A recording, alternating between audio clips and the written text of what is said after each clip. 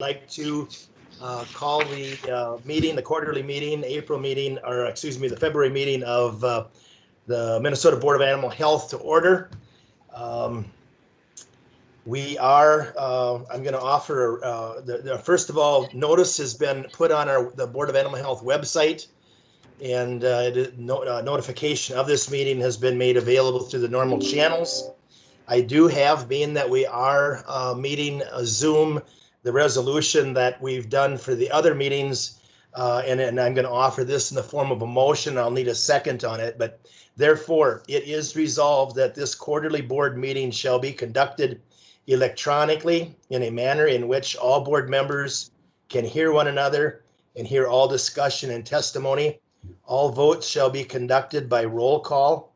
Members of the public may monitor this meeting remotely by the teleconference line that is noticed on the Board of Animal Health website. So I would like a second to that resolution. I'll second it. Dr. Hawkins seconded that resolution. All those in favor signify, or excuse me, we have to do roll call. Dr. Anderson?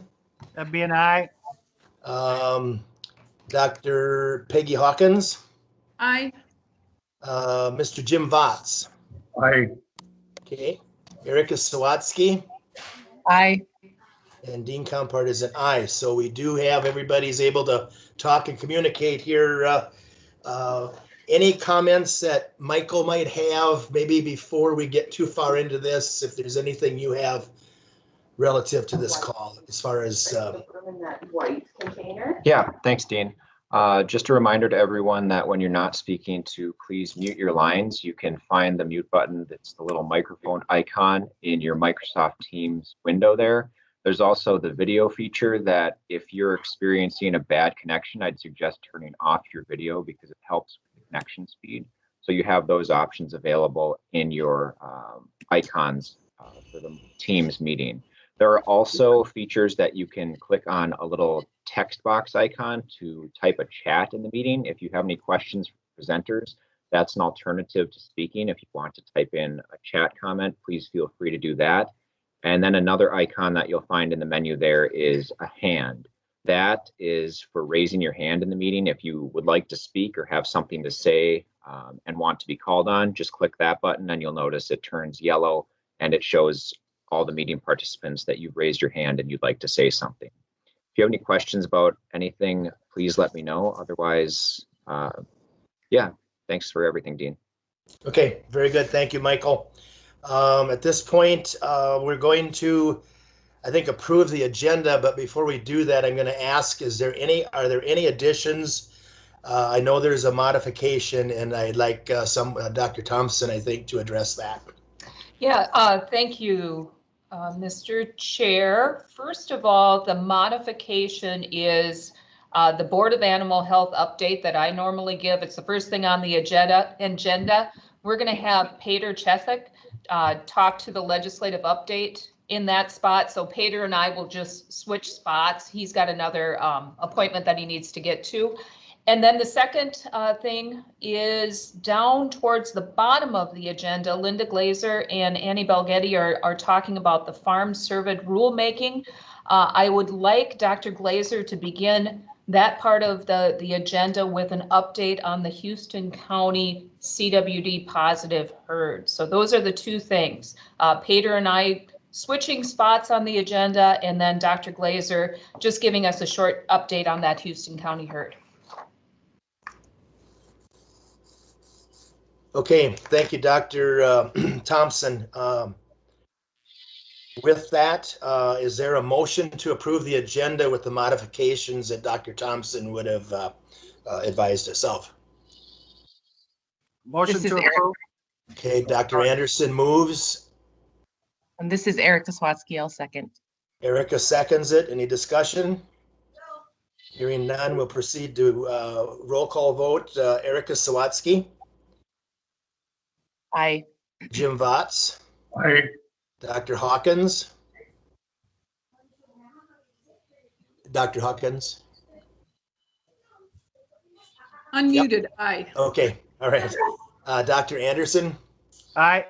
and Dean Compart would be an aye. So Okay, minutes were distributed, sent out electronically about 10 days ago, and 14 pages, very, very extensive minutes. Is there a motion to accept the minutes as presented? I will move to accept. Okay, Mr. Jim Votts moves. Is there a second? Second. Dr. Hawkins seconded. Any discussion? Hearing none, we'll proceed to vote. All those, or I guess Erica Sawatsky, yay or nay? Yay. Mr. Votts, Aye. Dr. Hawkins, Yay. Dr. Anderson, Aye. and then myself, Dean Compart would be an aye. So, all right, I think we have moved through the top portion of this at 9:30, and it's we will move into Peder Kjeseth will lead us off. Well, do you want to do Dr. Schaefbauer first, or let's just go ahead and do let's do Peder, and then we can come back to Dr. Schaefbauer. So with that, Dr. Peder, or not Dr. Peder, Peder Kjeseth, it's all yours. Thank you, Mr. Chair. Good morning, everyone. Thanks for accommodating my schedule today and adjusting your agenda. For those that don't know, my name is Peder Kjeseth. I serve as the Director of Government Affairs at the Minnesota Department of Agriculture, but I'm also have the honor of being the legislative liaison for the Board of Animal Health. And so I'm just going to give a brief update as to where we're at this point in the session, and some bills that I think you all will be interested in. We've gotten to the fast and furious portion of the session. There are committee deadlines for bills to meet in order to have a chance to become law. The first deadline is actually the 12th of March. So that means that there are, and just for a little further context, this year in particular, just due to, I think, the remote aspect of how this session is being run, there was a big backup at the revisor's office, which meant that bills were not being drafted in the usual time frame. So there's been this almost log jam now that's broken, and we're getting a lot of bills introduced, and there's this mad rush to try and get them heard by the 12th, because that's the first committee deadline, and the second committee deadline is just 1 week later on the 19th. So that's where we are right now in terms of the process. There will also be an updated budget forecast, I believe, coming out sometime next week, where we'll see what the status of our state coffers will be moving forward. As some of you recall from my previous update, we went into last summer with a $4.6 billion deficit, and then the November forecast came out and it was positive. And so we have actually a slight surplus for this session, but we do have a deficit next year. So that being said, I'll just get into some high-level overviews of bills that I thought you all might be interested in. As of now, there are 6 bills that have been introduced that pertain to CWD. A couple bills have already received hearings. Some are still waiting for those hearings. I'm not sure if all of them will be heard or not, but we'll find out very soon. Just briefly, there are a couple bills that would affect the makeup of the board. So House File 1137, which is chief authored by Chairman Hansen, it would increase the size of the board from 5 members to 9 members. And then it would also have it would change slightly the makeup of those members. So 2 of those members would be at-large members, and then there'd be 7 regional members, and that the regions would be based on current congressional districts. Also, 2 of those 9 members, this bill would require that at least 2 members be members of the public, and not employed as a veterinarian or in agriculture or agriculture-related business. So that is kind of an interesting aspect of that bill. There's another bill that would, again, address the makeup of the board that was heard, I believe, last week in the House Ag Committee after Dr. Thompson gave her overview of the board.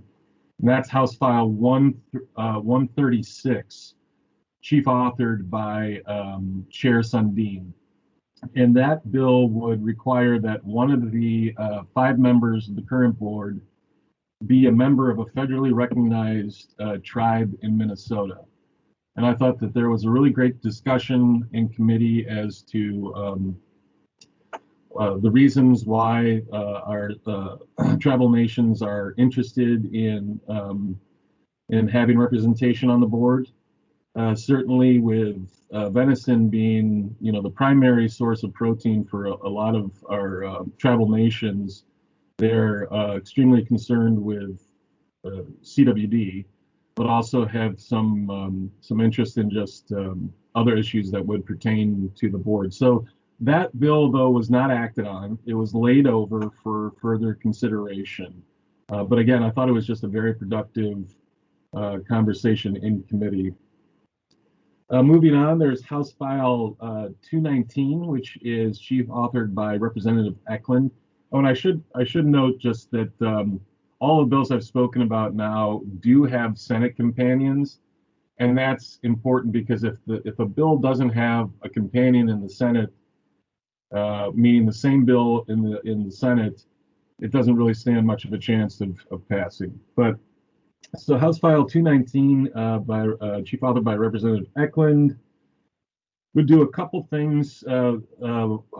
One of the big ones would be if a hunter were to kill an escaped cervidae, the hunter could kill and possess the escaped deer and not have to worry about compensating the owner of that deer. It would also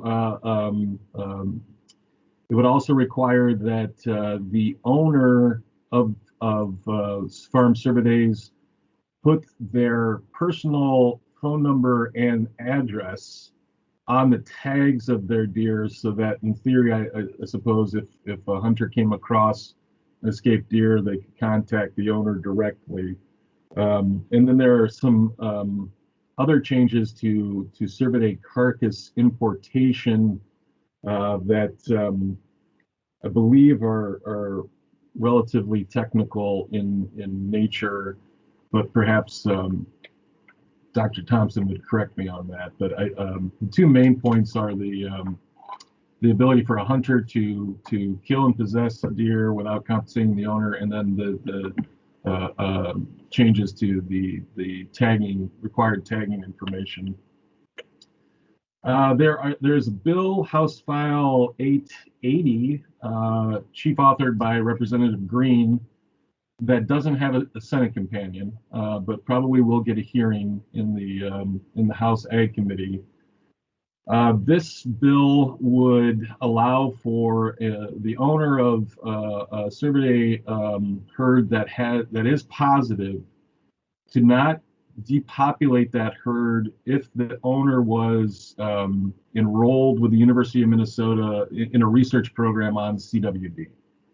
So that that would mean that if this individual, and they would allow 4 herds, up to 4 herds in what they call, to the extent practicable, different regions of Minnesota to be participating in a U of M research study. That, and again, they wouldn't have to depopulate. But there are some other interesting aspects of this bill. In particular, there are provisions that would require the board to compensate the owner of the herd for allowing the herd to be tested for CWD. And the board would have to directly pay that owner out of the money appropriated to this purpose under that particular bill. It's a little confusing the way it's written, and I'm not sure if the if Dr. Thompson or her team has had a fiscal note requested on this to see how much that would cost, but it'll probably have a hearing, but I'm not certain that that bill is going to go anywhere. There is another green bill, House File 888. Again, chief authored by Representative Green. Again, it doesn't have a companion in the Senate. But this bill would, to the extent practical, written in the bill, require that the board must use live animal testing when there is a suspected case of CWD. And then there was another, and yes, I know that there is no live test at this moment, so I am aware of that, but there's also another interesting provision of that bill that would require the board, say, must use relevant test results from other states when determining the status of what I assume to be CWD positive or negative. And again, I don't know practically how that would work or what that would look like. But again, that bill might get a hearing, but since it doesn't have a Senate companion, I don't think the chances of that bill passing are at all realistic. There are two more CWD related bills, both chief authored by Representative Becker Finn. First one is House File 1405, and that would require the owner of a CWD positive herd to depopulate at the owner's expense unless there was state or federal dollars available to pay for that depopulation. That does have a Senate companion. It's not scheduled for a hearing anytime soon, but we'll keep an eye on it. The second is House File 1406. That's very similar to the Representative Eklund's bill that I mentioned earlier. It would just change some of the personal identification requirements for tags, and then also allow a hunter to take a deer and not be liable to the owner for its value. And then finally, there is House File 208, chief authored by Representative Freiberg, that would establish a companion animal board in Minnesota.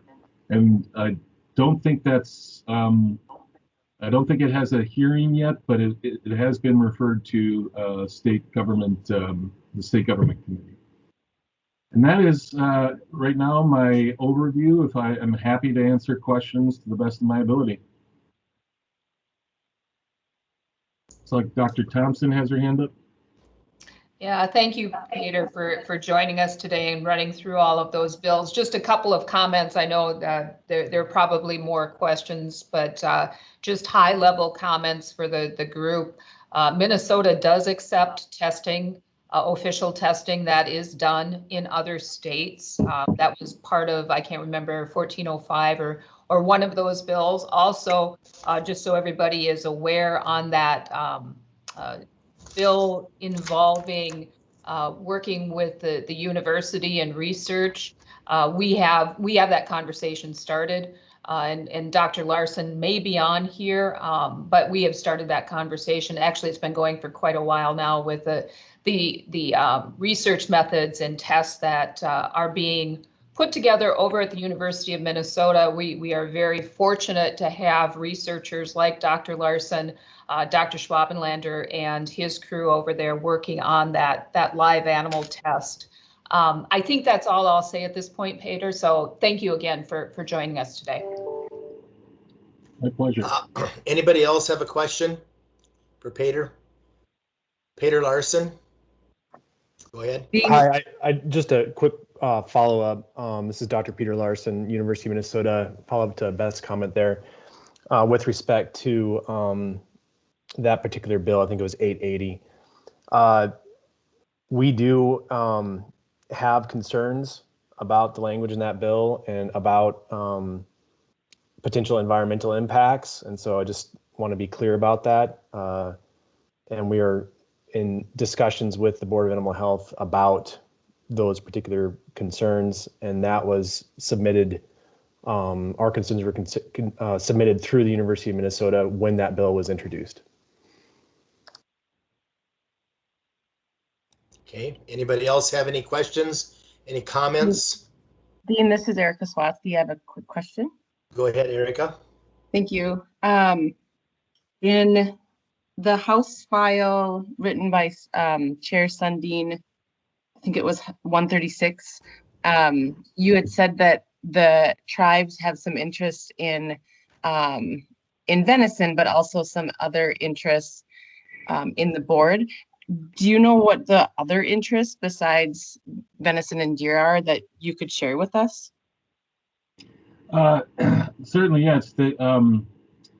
Chairman Dupuy addressed the community or the committee when this bill was up, and I think it was along the lines of just having an idea of the landscape when it came not only things like CWD, but avian influenza or African swine fever, other diseases that certainly could have an impact on food supply. So it was a good conversation, and the Chairman Dupuy just spoke about wanting to have a seat at the table and just again more of an understanding of the landscape, particularly as it pertains to the board. Okay, anybody else have any questions at all? I guess I have a question on House File 219 being submitted by Eklund on the tags. It said phone number and address. There was no name. Is that correct? Just a phone number and address. Oh, that's a good question. Dr. Thompson, do you remember if there was? Yeah, I think it was an or. I'd have to pull up the bill language, but I think it was either the phone number or the address. But no, you are correcting, not the name. Not the name. Okay. Okay. Right. Anybody else have any questions at all?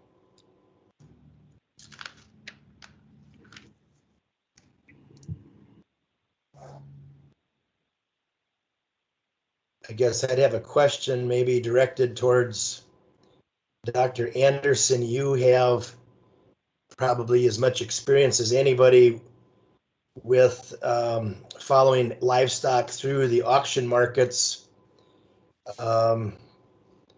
There's tagging and identification of animals, and there's a national animal identification system that is in place for multiple species, so that in the event there's disease, that it's more easy to track. Could you comment a little bit on what's on a tag right now that you would deal with cattle, say, moving through your auction markets that you work with? Yeah, I mean, we deal with we got the RFID tags and we still have the metal tags. And so the good thing with the RFIDs is as you're scanning, you can't hopefully make a mistake with numbers.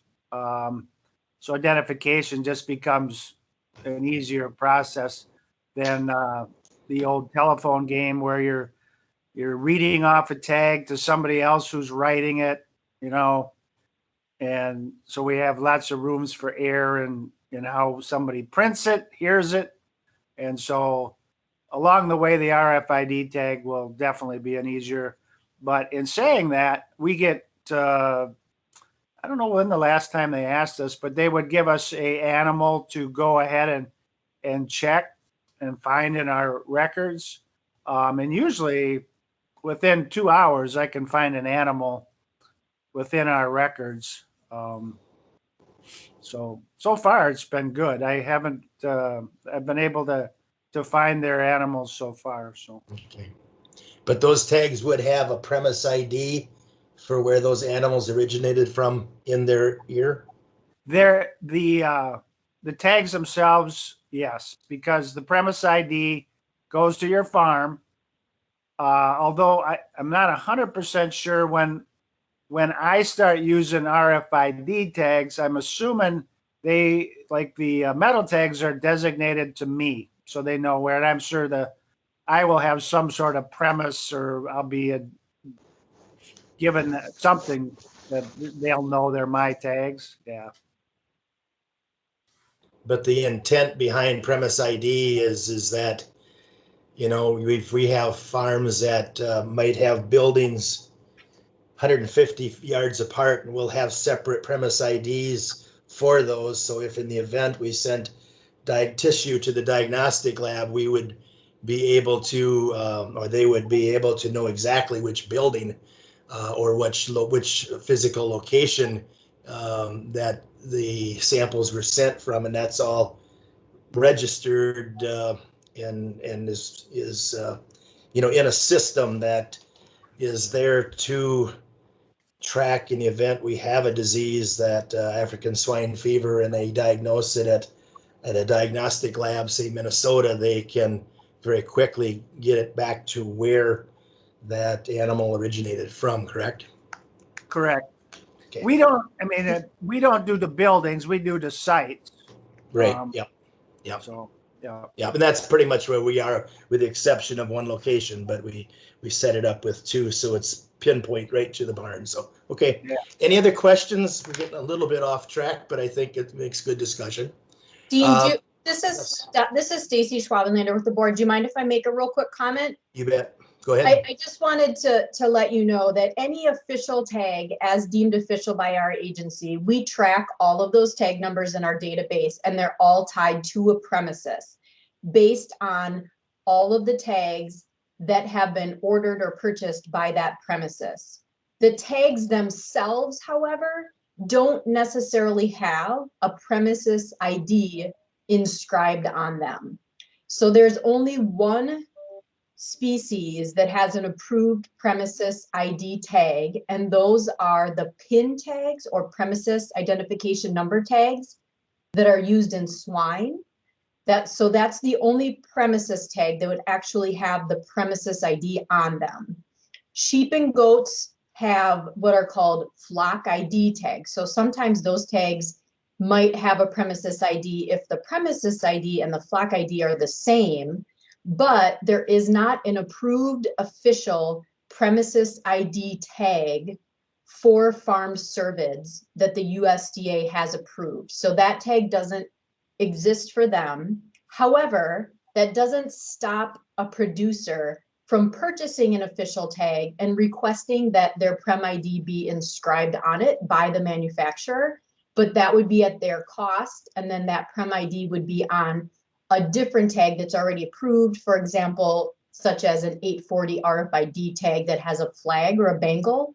They could inscribe that on there and have the manufacturer do that for them, but again, that would be at their cost. Okay, thank you for that. All right, anybody else have any questions? I don't see any hands up. Okay, I think we will go ahead and move on then. Peder, thank you.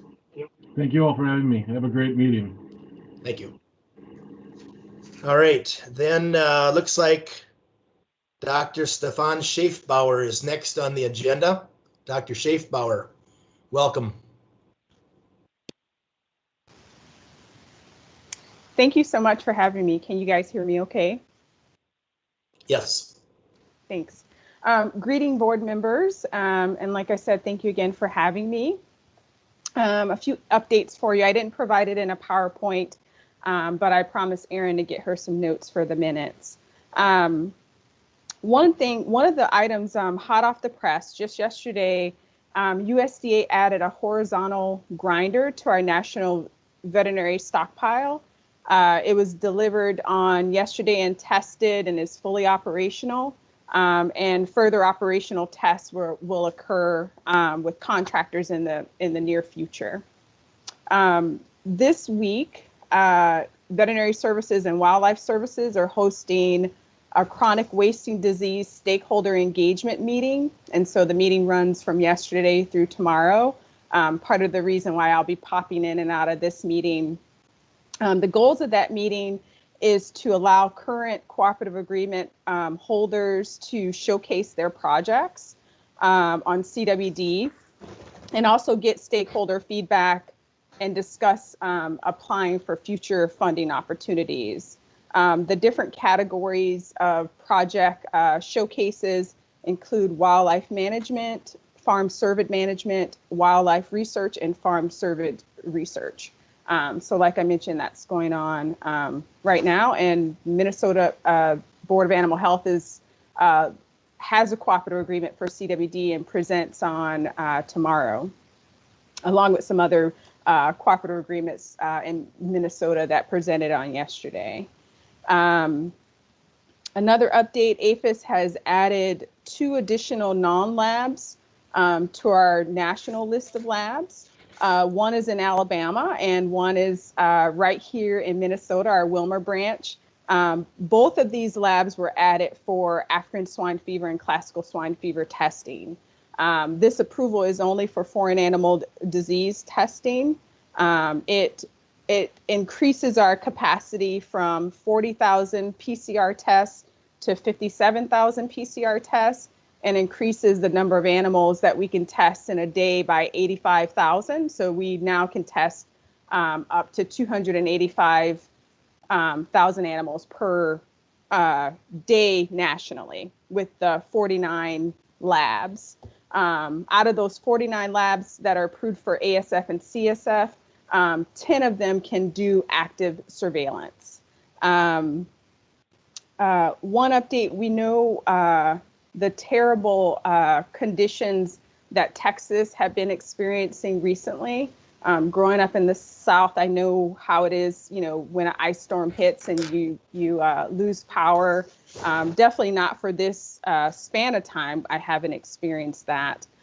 One of the complications that has also occurred is one of our tag producers for Scrapie, Shearwell, has not returned to normal operations due to lack of FedEx deliveries to their Houston office. And so this is second week they've been unable to receive, process, and fulfill requests for tags. And so we've let our producers know. USDA uses Shearwell to order plastic tags for new producers, and regulatory officials can order from Shearwell as well to keep tags on hand. Our hiring update, we're almost fully staffed on the USDA side for our field staff. We did have a departure in, I think it's been about 4 months now or so, Ada Gutman at HT in the central team. But I'm in the process of doing application evaluations for her replacement. And so we were really fortunate to be able to replace that position in such a short turnaround. And then we have another new AHT starting on Monday, Christina Kreister, excuse me. And I'll be sure to have her attend one of the board meetings so you guys are able to meet her. So I'm really pleased that we've been able to continue hiring, and yeah, almost finished with that hiring. Last but not least, I wanted to give the board an update on the COVID vaccine campaign. We all know that we've crossed the terrible milestone of 500,000 Americans died due to COVID. And we also are probably aware of the president's commitment to vaccinating 100 million Americans in his first 100 days. Along with that, USDA APHIS employees have been requested to participate in FEMA's COVID-19 vaccine campaign. Federal agencies can provide disaster assistance under our own authorities through mission assignments from FEMA, authorized by the Stafford Act.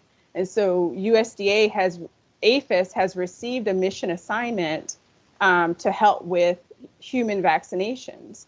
And so APHIS they made a call out for veterinarians, licensed or certified veterinary technicians, licensed EMTs, licensed paramedics, so on and so forth, because we acknowledge that some of our employees may have additional certifications outside of the position that they currently hold at APHIS. And so we've been able to leverage all of those skills.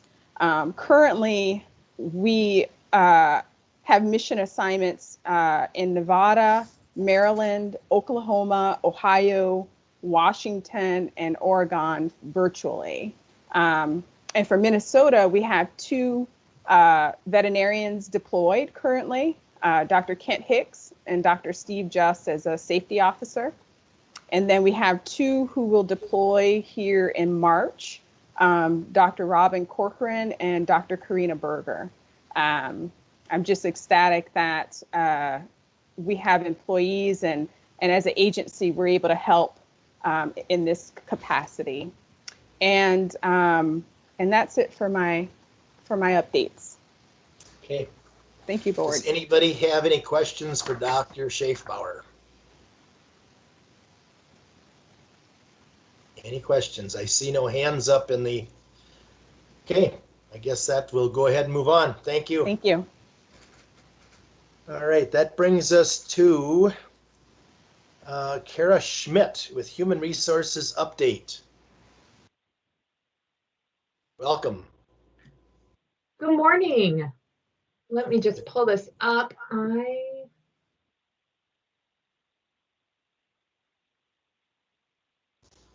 apologize for the delay. I thought I was in the afternoon, but I have this. Yes, we did. This is Erin Kreider. We did swap you with Dr. Scheftel because she had another conflict with the afternoon. So she was set to go at about 10:10. Okay, And if I you can need a little wait bit until more this time, afternoon. we can That's come just back fine. to you after, maybe after Dr. Thompson. Yep, I'm here all day, so I can go whenever Okay. you'd like me. All right, thank you.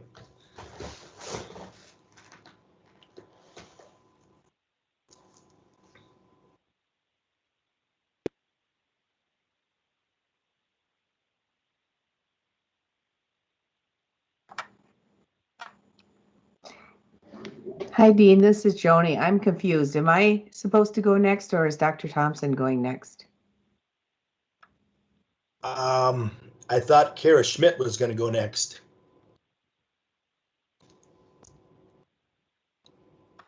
Okay, I'll let Erin jump in and I'll just be quiet.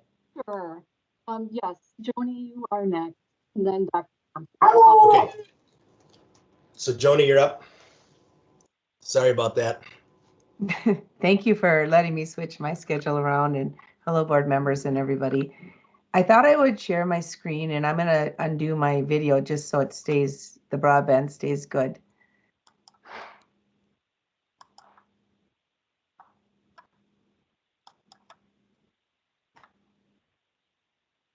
Okay.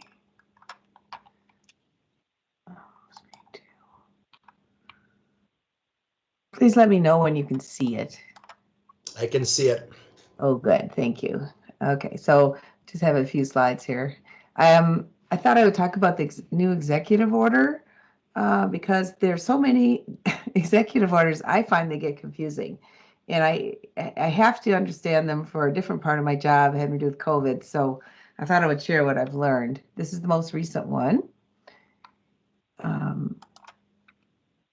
And you have to interpret this last 2107 together with 2101. And there's been no change in social gatherings. So your own private social gatherings, it's a recommendation, of course, not a requirement, but they're recommending 2 households with less than 10 people indoors and 3 households with less than or equal to 15 people outdoors. Gyms and fitness centers are now open, 25% capacity, up to 250 people. 6-foot distancing now, down from 9 feet, which was up from 6 feet. It's been going all over the place. Pools and spas are open. Restaurants are open indoors and outdoors now, 50% capacity, maximum 250 people inside and outside.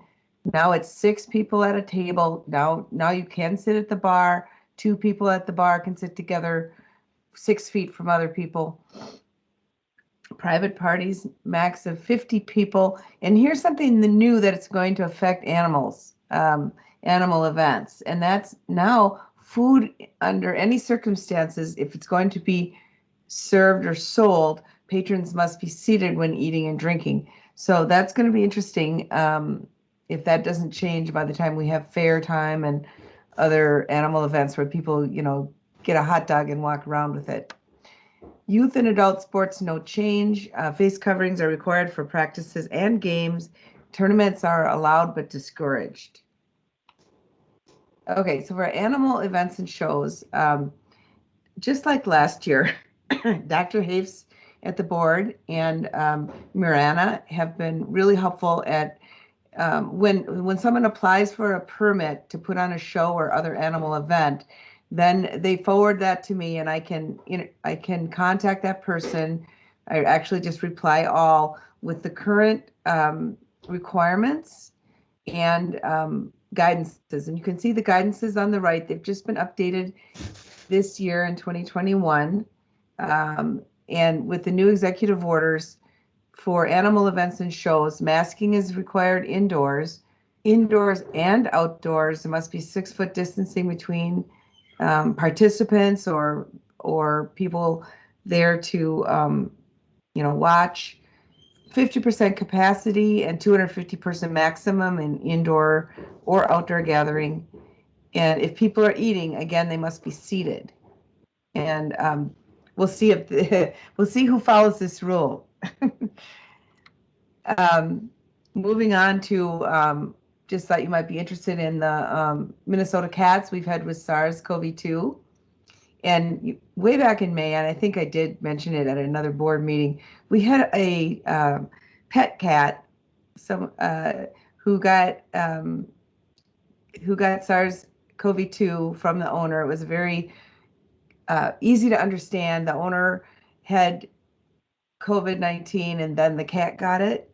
And of course, all of these investigations are done in a partnership between the Board of Animal Health and the Department of Health. And we just work seamlessly together on all of these. So the left-hand picture is not the actual cat that got sick last spring. It's my new COVID kitty. And so I had to find an excuse to show Tracker. On the right is a tiger. We had a tiger test positive in Minnesota in January, just last month, from the Wildcat Sanctuary in near Sandstone in Pine County. And this is a sanctuary, doesn't allow the public in, so that, the public health risk is very minimal since the public doesn't have any access to these cats. They have 137 cats of different kinds of species, and of those, 25 were symptomatic. Only one, this tiger, tested positive. And among those other cats, let's see, that were symptomatic, we had 13 of their tigers, 4 of 11 of their lions, and 8 of 18 of their cougars had clinical signs consistent with SARS-CoV-2. You know that when an animal has COVID, it's called SARS-CoV-2 infection, the name of the virus. And this sanctuary was at first really, really helpful. And then they got a little bit scared that this could be bad press, could affect their donor base because they survive on donations. And so when it came time to test the other animals, they allowed 5 animals to be tested. They took the samples and they were sent to CDC, and they kind of picked and chose which animals, and none of them were positive for COVID. So that was kind of that for this. They have just under 20 employees, and of those, 4 of the employees had COVID-19 around the same time as these tigers. Even though we interviewed all of the employees, we were unable to really make that link of finding a person who was sick first and then the tiger got sick, or the other big cats got sick. And so it was a little less satisfying than the kitten, the cat in May of 2020. there's still some gaps in our understanding of what happened here. But, you know, again, it's not really, they're out in the middle of nowhere. And so there's very little likelihood of any issue happening. In Minnesota, we're doing really good for cases. Our case counts have been down for several weeks now. We're holding our breath because we're worried about the new variants and how they may be more contagious or infectious. We do have an issue going on right now. This is the case incidence per 100,000 residents of these counties for the last month. So this is not this is not a picture of the whole pandemic. This is just what's going on in the last month. And we have got a real serious issue going on in northwestern Minnesota. Pennington County is this one. And it's, oh, wait, sorry. If you're from Pennington County, you know I'm wrong. This is Red Lake, this is Pennington, this is Polk. And we actually made the national news because Pennington County has got the highest, or is the 12th highest case incidence for a county in the entire country right now, even though they don't have that many cases because there's not many folks up there. In the last month, they've had 242 cases. But Thief River Falls is in Pennington County. There's a couple big things going on. One is they have a great big manufacturing plant called DigiKey. They're a good company, and they've been doing, you know, what they can. And another is the Enbridge Line 3 project is going through there, and they've also been doing a good job. The problem is like is widespread. There's lack of community interest in this pandemic anymore, just like all of us. There's people are getting sick of it. Masking isn't great. Bars and restaurants are packed. The schools, people are working sick. There's like a preschool teacher that worked sick for a week and a bunch of people got sick. There was a food worker at one of the big companies that worked symptomatic, and they were the person that handed out food to everyone. You know, it's complicated. It's not just like being driven by a company. It's really just a community issue. Now they are having vaccine drives up there now, and hopefully that will get that under control. Here, this is just showing too Pennington County here in terms of weekly case rate. This is older data. Our data, this type of data that you can find on our website only comes out once a week. And so the most recent data for this is through February 6th. But again, this is our problem area right there. We are doing sequencing, looking to see if there's a variant involved in this situation up here, but we don't know the answer to that yet. The way it's spreading through the community was just a concern. And so we'll see what the answer to that is. As far as vaccine goes, even though everyone's frustrated, we've vaccinated over 760,000 people in Minnesota in just a month or something like that. 360 plus thousand people have completed the vaccine series. 42% of all Minnesotans age 65 and up have had at least one dose. 14% of all Minnesotans altogether, all ages, have had, you know, over, I think it's 16 for one of the vaccines and 18 for the other. So this is all adults or young adults have had one dose, and 6.5% of all Minnesotans have completed the series. Frustrating as it is, it's going pretty fast, really, when you think about it. No, we've had no serious adverse events reported, and we're hoping that as people with, you know, who are a little bit hesitant to be vaccinated understand how effective it is and how we really have not seen any kind of number of adverse events, that it's something that they will want to do. There's this, you know, there's a certain proportion of the population that wants to kind of hang back and see. We think that the vaccine hesitancy is more about that than about an absolute not wanting to get the vaccine. These variants are really serious, and we need people to get vaccinated. We're finishing up on phase 1A, which is healthcare providers and people and staff of long-term care. Phase B is coming up, 1B, and that includes food and ag. Pretty much everybody on this call can get vaccinated under 1B, including veterinarians and veterinary personnel, no matter what they do, even if they are small animal. There's a website that I've actually signed up on because I wanted to see how it worked, and it's super easy. It's a website where you can sign up and just mark you work in food and ag, and hopefully you'll get some kind of notice about that your time is here, and these are your opportunities for vaccination. That's it. Anybody have questions? I have a question, Dr. Scheftel. You talked about these variants and these new variants. I would assume not everybody, or how do you go about determining whether a sample should be checked to see if there is a new variant? And how long does it take to get that kind of information back? And who can do that? Good question, Dean.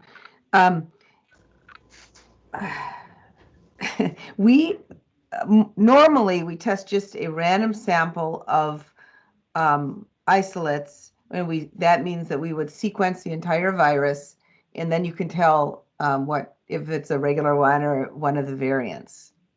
And we have well over 100 now cases that have been identified just through routine, or not, just through random sampling, which is a bad sign, right? Because only a portion of those have traveled anywhere. And it just shows that it is starting to spread in our community. And because we only test a sample, it's really hard to tell how widespread it is. How is it chosen? So we have the random samples that we look for variants just to kind of get a bigger picture. And then if there's something suspicious going on, then for example, up in Pennington County, then we actually go looking for samples from that area. But that's all it is right now. I would say that, like, for example, I deal with a lot of veterinary clinics that are managing through having COVID positive employees. I've probably dealt with 50 of them now. And obviously, you have to do what you can to keep their doors open, because critical infrastructure can't shut your doors, and it doesn't actually help. It's not a public health advantage to send people home to a community where the virus is spreading. So I had one where they were doing everything. They were wearing N95 respirators and goggles and verbal screening every employee, every shift. And they had chairs all around the clinic where people could spread out when they had to take their mask off to eat. And I just couldn't believe it. And I kept grilling them. Something had to be wrong, because they had 4 cases, boom, boom, boom, boom, that looked like workplace spread. But it turned out, I got informed by our variant people that all 4 of those folks had, had one of the variants. So it explains when transmission can happen, even though everybody's doing everything right. They're that much more transmissible. And that's why we're so afraid of what's going on. Did I answer your question? Yeah, that was excellent. Thank you. Okay. Anybody else have a question for Dr. Scheftel? Yes, I do. See it. Okay, go ahead. Who is this? This is Sarah Anderson with the Turkey Growers Association. Okay. Dr. Scheftel, can you talk a little bit more about the vaccine? So if they go to the Vaccine Connector website and they just note that they are an egg worker, they will be able to access the vaccine. That is how to do it if you are, you're individual looking for where you would get it from your provider or a pharmacy, or, there'll be a number of ways, multiple avenues for getting the vaccine out. But for the very large food and ag companies, we are working with the vaccine folks. We're not anywhere near there yet, but on ways to have whole workforces vaccinated at one time. Okay. And for those, you go about it a different way. You go to your county public health department website, and many of them now have a place where you can register your 1B facility, as a facility looking to be vaccinated. But if you have questions and you're a big enough company and not an individual, the place to start is your county public health director, and get on the list of people in 1B who have a big group that could be vaccinated at one time. Okay. And then, all right, that's helpful. Okay. I wish we were further along in how people do this, but we aren't. Well, are they going to actually have access? And is this age dependent then when they go to the, because I've had some folks tell me that they still can't get it because it's only if they're over 65. Right, because I'm sorry, I should have mentioned that 1A, it's kind of a different program, but we're doing over 65 and people in healthcare and long-term care. We're not through that yet. So we're not to 1B yet. And that's why they can't get vaccinated if they're under 65 working in food and ag. Okay, so even if they were to contact their county public health director, it would only be for individuals that were over 65. At the moment, yeah. Well, there you can go to that connector and you can do it through a number of websites. You don't need to talk to anyone as an individual. It's if you have a bigger company and you want to get organized with your county, you can start doing that now, but it's not time yet for 1B food and ag. For people that are under 65 then? Yes. Okay, thank you. You're welcome. Any other questions out there? You had commented earlier on certified vet techs, veterinarians being brought in to help. Was it to physically give the shots or work in a different capacity, Dr. Scheftel? Or how would they be utilized in what you talked about earlier? That was Dr. Schaefbauer, and I believe that's other states, but Stephan, if you're still on, could you jump on? In Minnesota, I don't believe that veterinary personnel are approved yet, or whatever term is the right term to give the vaccine. Okay, thank you. Any other questions? Dr. Hawkins, do you have a question? Well, I just wanted to say that as an accredited veterinarian, we received a note from the USDA saying that those folks currently in the USDA who are being deployed have gone through a training so that they can give the shots. Okay, and that they will be looking at accredited veterinarians like myself in the future if needed. It's mostly in states with really sparse healthcare, if you think Montana, even Oklahoma, where they don't have medical facilities very close, but they have veterinary clinics. And so people will be going to their veterinary clinic to get vaccinated if that's what it takes.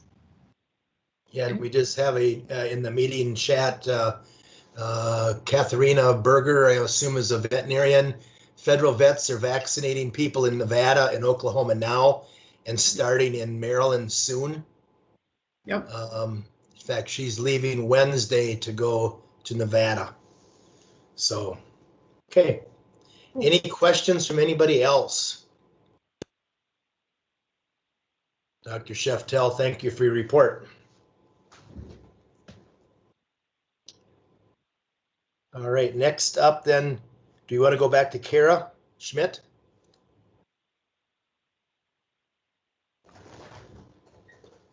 Kara can be in the afternoon. This is Erin.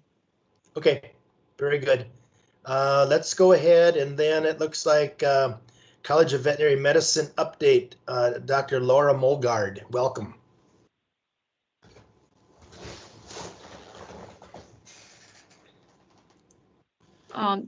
Dean? Yes. I believe Dr. Thompson would be next, actually. Oh, okay. Yep, you're right. You're right. I'm sorry. Sorry. I don't know this. I have it sketched out here, and I'm still messing it up. So, all right, Dr. Thompson. Sorry about that. Thank you, Mr. Compart. I am going to share just one slide with all of you. Can you guys see that? Yes, I see that. Excellent. So good morning, everybody. Beth Thompson here, State Veterinarian, Executive Director of the Minnesota Board of Animal Health. I've got just a few topics I'm going to cover just in case folks aren't aware of the agenda. We've got people this afternoon or later this morning, this afternoon, that are going to cover our Cervid program, avian program updates. We've got a presentation on canine or dog imports into Minnesota with some USDA folks on the line. Thank you to Dr. Scheftel with having her with us. She is very busy. We at the board and also the zoonotic unit over at Department of Health that Dr. Scheftel works with, we continue to get questions about pets and COVID, and I really appreciate Joni and her team. I appreciate the professionalism too of the Minnesota veterinarians. They're answering tough questions for their clients about, especially companion animals in COVID, and they all continue to work with us too. So first of all, just a quick comment about some state animal health officials, state veterinarians. We've got a handful of retirements happening across the country. North Carolina, South Carolina, New York, Connecticut, and I think there will probably be a couple more possibly coming up in the next few months. When you lose state veterinarians who have been around for a period of time, of course, we're losing some good wisdom. There are some of those positions are being filled. So Dr. Mike Nault, who was in Michigan as an emergency planner for a period of time, he went to North Carolina, and I think it was last week or the week before, he has taken the position, state veterinarian position in South Carolina. So there are positions open, and I think we're going to get some good candidates moving into those positions.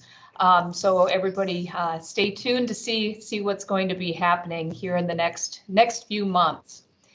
Secondly, I've got up on the screen that upper right hand, or excuse me, the other right hand, left hand side, the Veterinary Medical Medicine Loan Repayment Program. That program is currently open, and Minnesota has 7 shortage areas.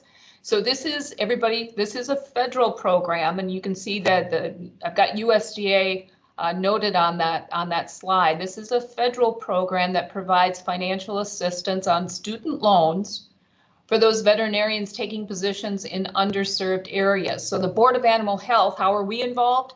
We're involved by coordinating those vet shortage areas for the state. So the information on this opportunity, I think, will be coming out in our newsletter, or you can always go online and look for the Veterinary Medicine Loan Repayment Program, and you can drill down into individual state information. So when I was looking through the information yesterday on and we like to shorten things up, the VMLRP, I also found information on the Veterinary Services Grant Program. Again, this is a federal program, not state, it's a federal program, but it's also dependent on those underserved areas that I mentioned with the Veterinary Medicine Loan Repayment Program. So we're not directly involved, the board is not directly involved with this grant program, but I just wanted everybody on, especially on this call, to be aware. This program, this grant program, the areas include state, national, allied, or regional veterinary organizations. A university research foundation can apply for a grant, state ag experiment stations, and then also state, local, or tribal government agencies can apply for these grants. And the grants are really divided up into 2 areas. Education, extension, and training grants is one area, and the second part of those grants is for rural practice enhancement. Again, going back to those underserved areas that some of us, we know we have those places in our state, and it's very important that we pay attention to some of those areas and get some of these services out there. So hopefully folks are looking at the screen right now. You can again, Google that information and see what if your organization or as an individual, you might be able to apply for either of those opportunities. Next, I'm going to move on to upper right-hand side of the screen, the U.S. Swine Health Improvement Plan. This is based at Iowa State. Dr. Roger Main has stood up a pilot project, and it's modeled after NPIP. So Dr. Main spent some time with, of course, Dr. Lauer and Dr. Voss here in Minnesota to talk about the National Poultry Improvement Project. Dr. Main has also hired additional staff who are working on the SHIP project, the Swine Health Improvement Plan project. And then we've got some other states, pork producer associations have passed resolutions supporting this project. And two of the Minnesota investigators included are Dr. Torrison from the Veterinary Diagnostic Lab and Dr. Monsi Tomarel from the swine group over at the University of Minnesota. So the primary objectives of this project are to develop and implement an African swine fever, classical swine fever monitored certification program, again, modeled after NPIP. And Dr. Main is being very aggressive with his agenda. To give you an idea of where we're at, he has mapped out, so the fall of 20 and Q1 of 2021, he has identified the interested participants, and that includes states, packers, producers, all of those who want interests represented in a House of Delegates. He stood up technical committees, and those committees include traceability, surveillance strategies, and biosecurity standards. Moving into Q2 and Q3 of this year, he wants to finalize version 1 of the program standards documents. And we're going to delve a little bit deeper into that House of Delegates, those representatives from the states that are interested in participating in this pilot project. And then Q3 of 21, he wants to initiate this monitored certification program among the participating states. And whether or not we're going to be able to do it in person or virtually, actually get everybody together and start talking about what this certification program will look like. So I'm on a phone call every Thursday afternoon with Dr. Main, Dr. Kjeseth, who's the state vet down in Iowa, and others. We'll continue to keep you all updated as we move through this process. Again, he's got, Dr. Main has a very aggressive agenda, but we're really appreciative of all the work that he's done. For those of you who are interested, again, I would go to the website. He's got a lot of good information on the website about what's being put together for this improvement plan. Last thing on my agenda to talk to all of you about, this is a call out to our local veterinary services staff. Their assistance during the last month with the chronic wasting disease positive herd down in Houston County is much appreciated. And specifically, and I know Dr. Donahue isn't on, she's over at the taking in the CWD summit, but Dr. Mary Donahue, who is our USDA Veterinary Services epidemiologist here in Minnesota. And then I'd also field staff, Dr. Karina Berger, Dr. Tony Dank. Those two went over and above when they were securing funds for indemnity and depopulation of that herd down in Houston County. And they did just an excellent job of keeping the state in the loop. And then lastly, I also want to call out Dr. Mackenzie Reberg. She did a wonderful job with coordination of the depopulation. Just so everybody knows, that picture down at the bottom of the screen, that's Dr. Karina Berger. So she's a veterinary services veterinarian by day, and she's also a musher. So she and her husband, my understanding, they have a planned mushing event every year. Kind of was pared down this year, of course, but she and her four-legged crew are also recognized for some of their hiking abilities. And of course, hiking is near and dear to my heart. And she's part of the Alaskan Malamute Club. So congratulations to Dr. Berger for all of her work too. With that, I will stand for any questions. Thank you. Okay, anybody have any questions for Dr. Thompson? Any questions? Okay, looks like we'll move on. Now, next up is Kara Schmidt, is that right? Or do you want to wait till the afternoon and we move right into the vet med? Now we'll wait with you and then we'll go to College of Vet Med. I think once we're done with vet med and diagnostic lab updates, there looks like, let's go ahead and plan for a little bit of a break there. Just 5 minutes is all. And just thought I'd mention that ahead of time. So, all right, Laura Molgaard now, Dr. Laura Molgaard, welcome. Thank you. Thank you. Can you hear me okay? Yep. Okay, great. I'm going to try to share my screen. And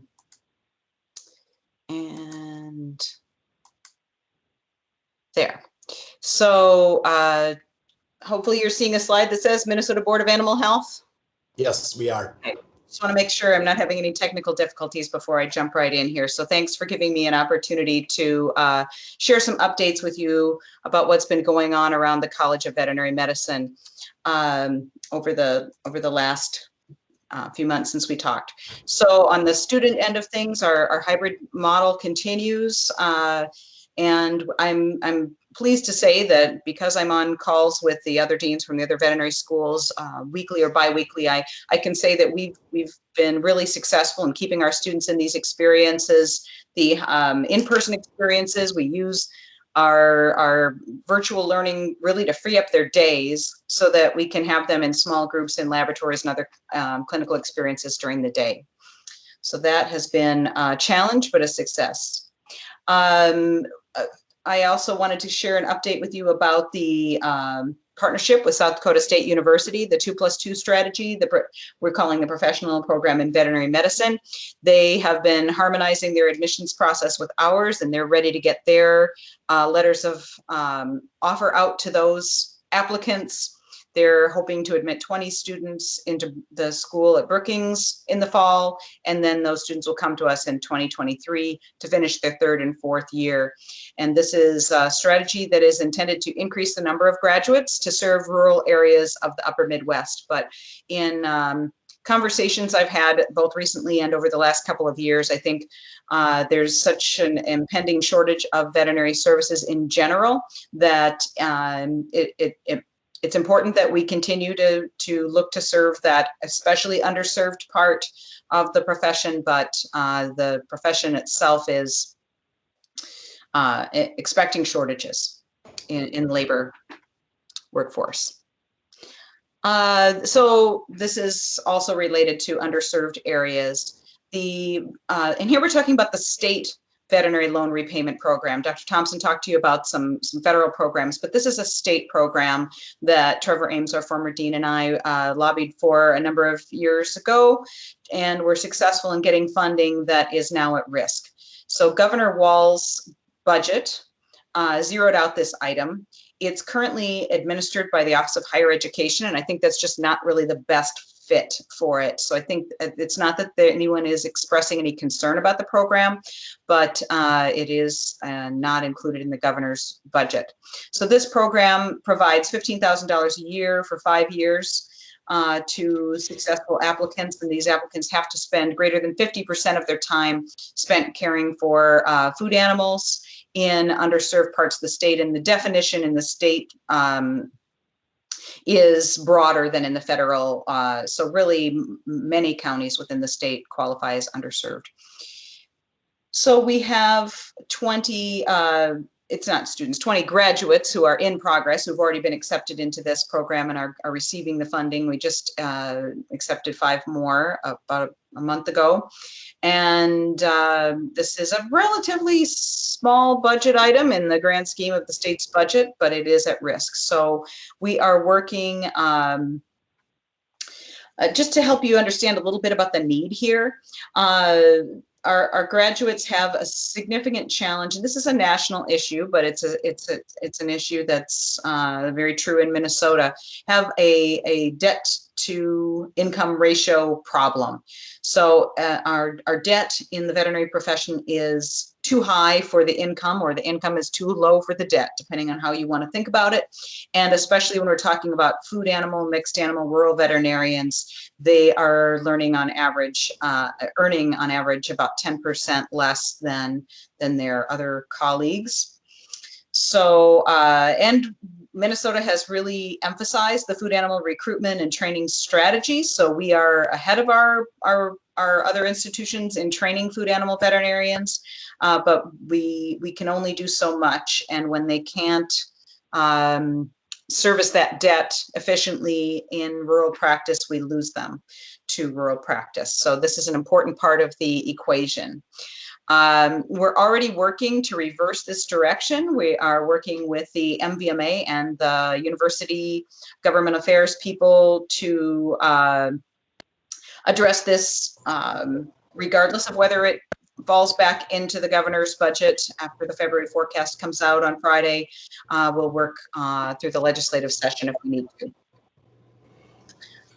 Okay, so yeah, you can see that 42 of our counties have a shortage of food animal veterinarians. All right, switching gears, chronic wasting disease is obviously a really important topic to the board, and so I wanted to share a brief update here. Dr. Peder Larson was on the call earlier. I think he may have had to jump off this call to get on the other meeting. He has successfully led a team to develop a field deployable CWD test. This test currently uses lymphoid tissues and can provide results within 24 hours.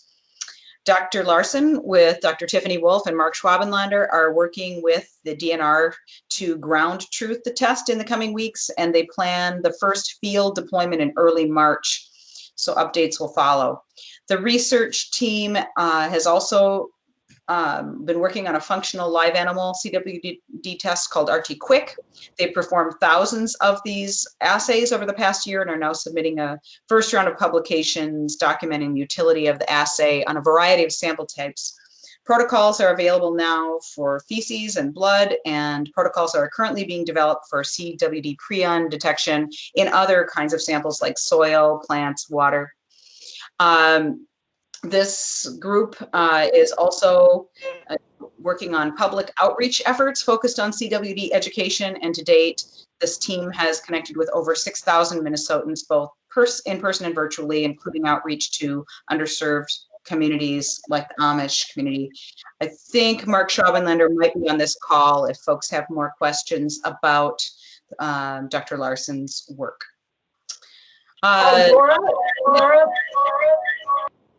We have a question. I think. Go ahead.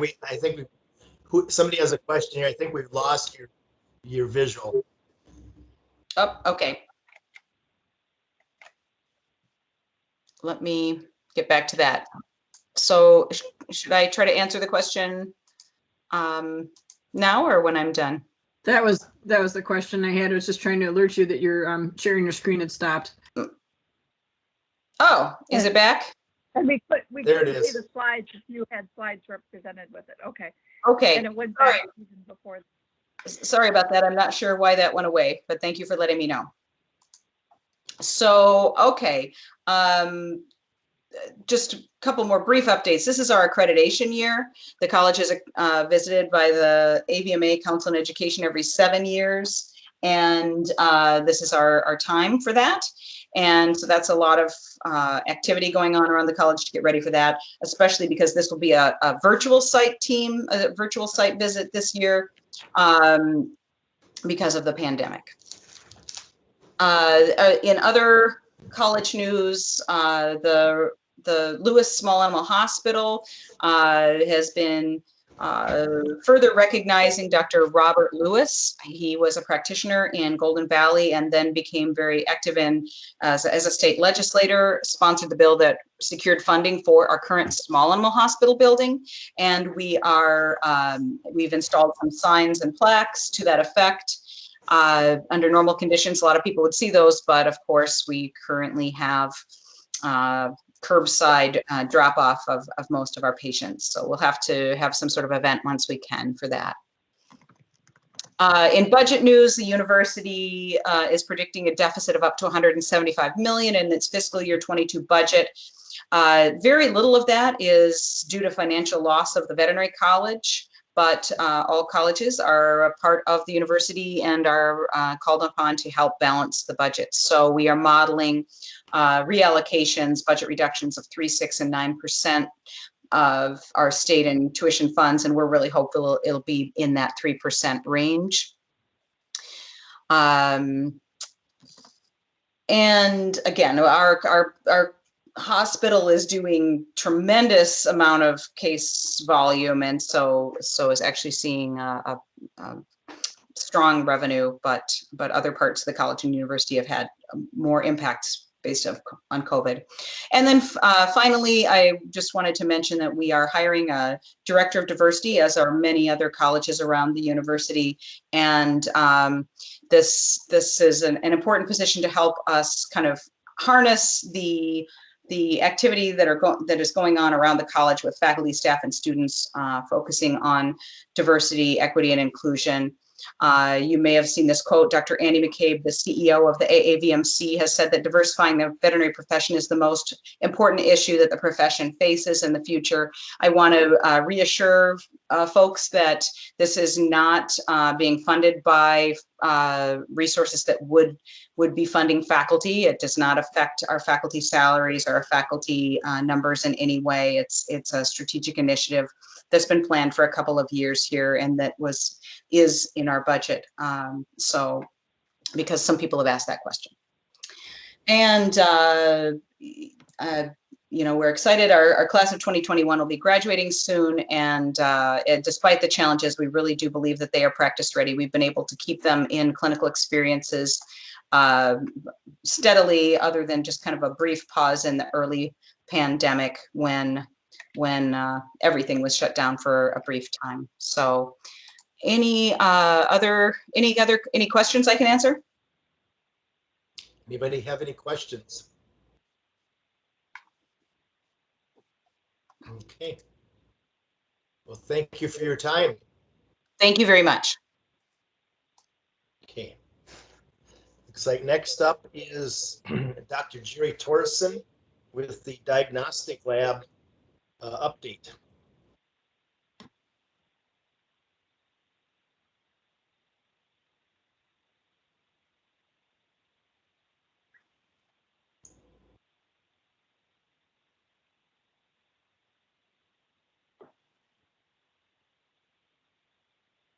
Dr. Torrison, are you there?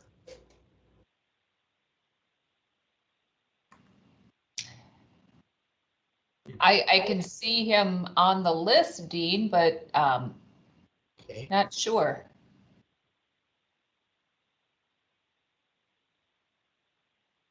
Jerry just typed in, I guess you can't hear me, I'll call in. So I don't know why all of a sudden I have a back feed on this either. So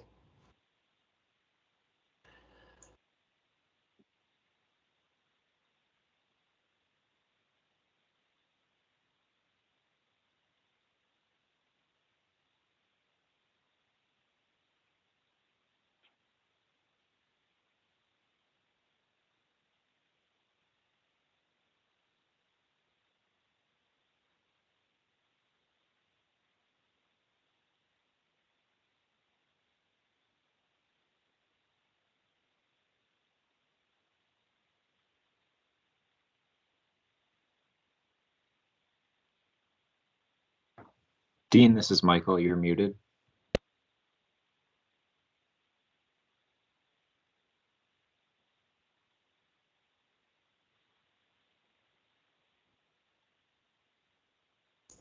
Jerry, are you there?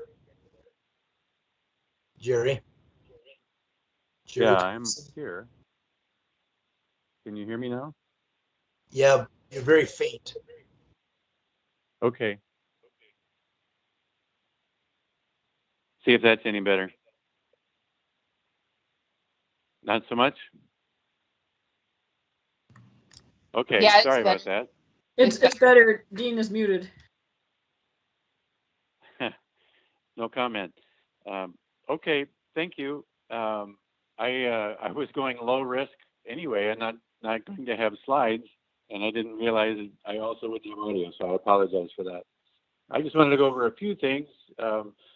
First of all, an update on the equipment grant that we got from the state during the last legislative session. We have now ordered the equipment. We went through a request for proposal program and went through that process and have ordered the equipment. As you might imagine, with the current state of diagnostic testing around the world, frankly, it will take a few months for us to get that equipment. But I just wanted to let you know that it has, the orders have been placed. I wanted to give an update on what Dr. Scheftel mentioned regarding the CSF, ASF testing out in our Wilmer lab. That is not intended to be for routine or for regular foreign animal disease investigations.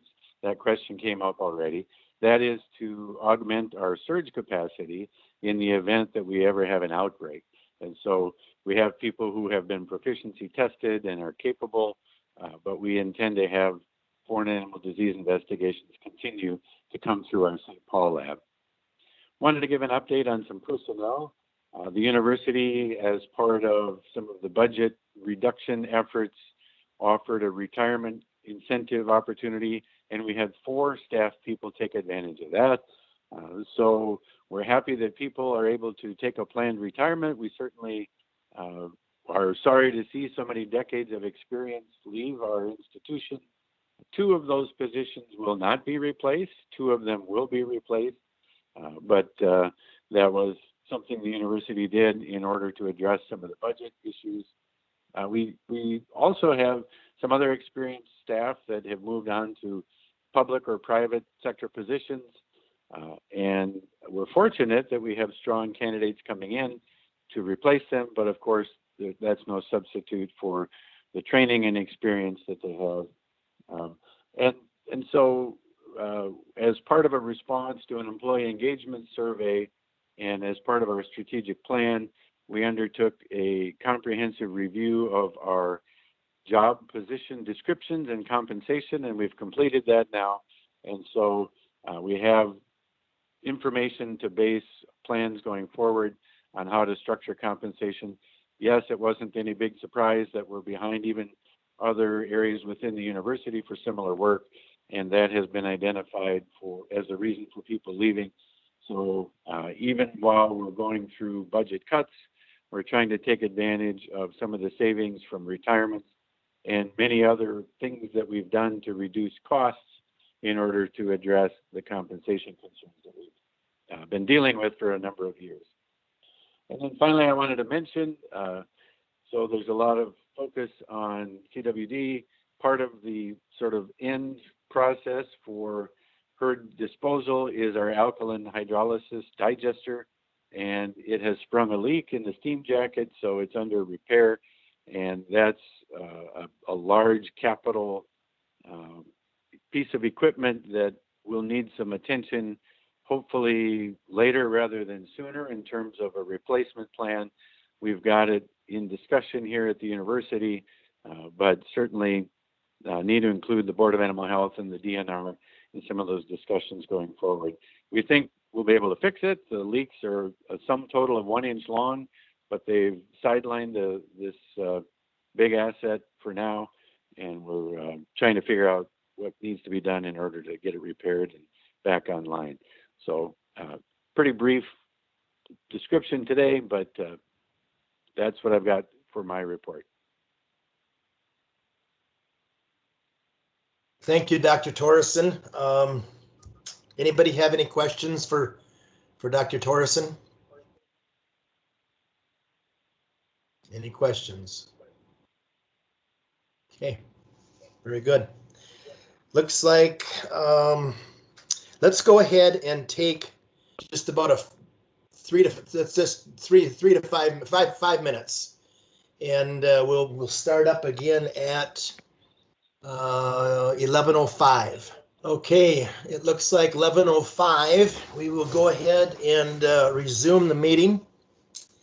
Looks like next up is our 11:10 topic, international import requirements for dogs and cats. We have Dr. Wheeler, William Snow, and Arnold Vang that'll be presenting. So good morning, Dr. Wheeler. Good morning. Thank you for the introduction. I do have a short presentation, so I will attempt now to share my screen.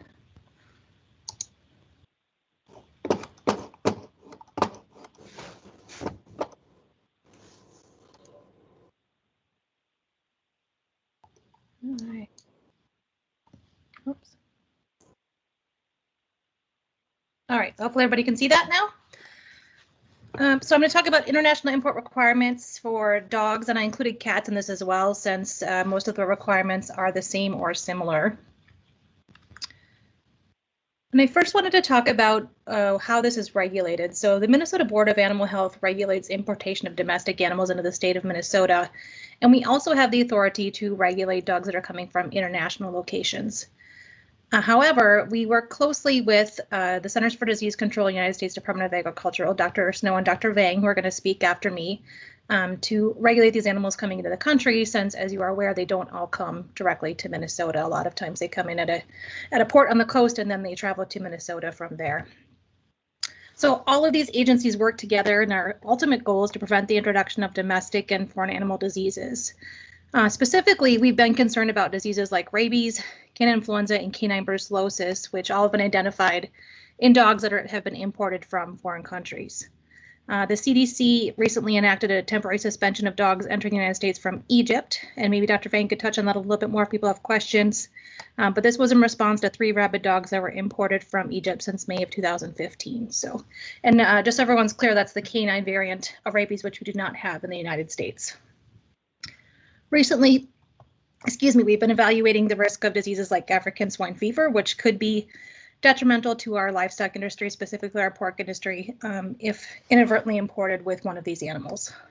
Say, Dr. Wheeler, we are seeing your screen, but not in presentation mode. So you might think you want to share another screen with us. I will try. Thank you. Excellent. Thank you. Or I can just turn off presenter mode.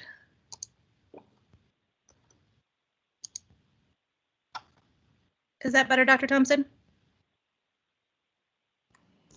Yep, Perfect. it's looking better. Yeah. Excellent. All right. So I have to give kudos to Erin Kreider and Betsy Lampilis in our office for these wonderful infographics. I am not an artist, and certainly not a graphic artist, as I do struggle with computers. I feel a little bit old saying that, but sometimes I do struggle with some programs. But they help us make these lovely infographics, which I think are really relevant to this topic. Dr. Schwabenländer and I had met with several rescue organizations and HSUS a couple years ago just to discuss import requirements, not only into the country, but into the state of Minnesota. And we found that a lot of people are confused. What seems really clear to us as regulators may not be clear to the average citizen or even to the person that is in an animal business. So we hope that these are helpful. If not, they're really pretty. So this one specifically highlights the differences between animals coming from another state versus dogs or cats coming from another country. And to be clear, the requirements for a dog or cat coming from another state are a certificate of veterinary inspection, affectionately known as a CVI, and rabies vaccination for any animals 3 months of age or older. What that CVI does is it verifies that that animal has had an examination by an accredited veterinarian within 30 days of arrival into our state, and that animal is free from clinical signs of communicable and contagious diseases. They're coming from another country, can be a little bit more complicated. And again, Dr. Snow and Dr. Vang will touch base on this a little bit more. In some instances, they do require an international import permit. And then we require that all the documentation listed there on the right-hand side of this infographic is forwarded to us 7 days prior to arrival into Minnesota. And then we are recently enacted a 10-day quarantine for animals coming from a country affected with African swine fever, and I'll touch base on that in a second in another slide.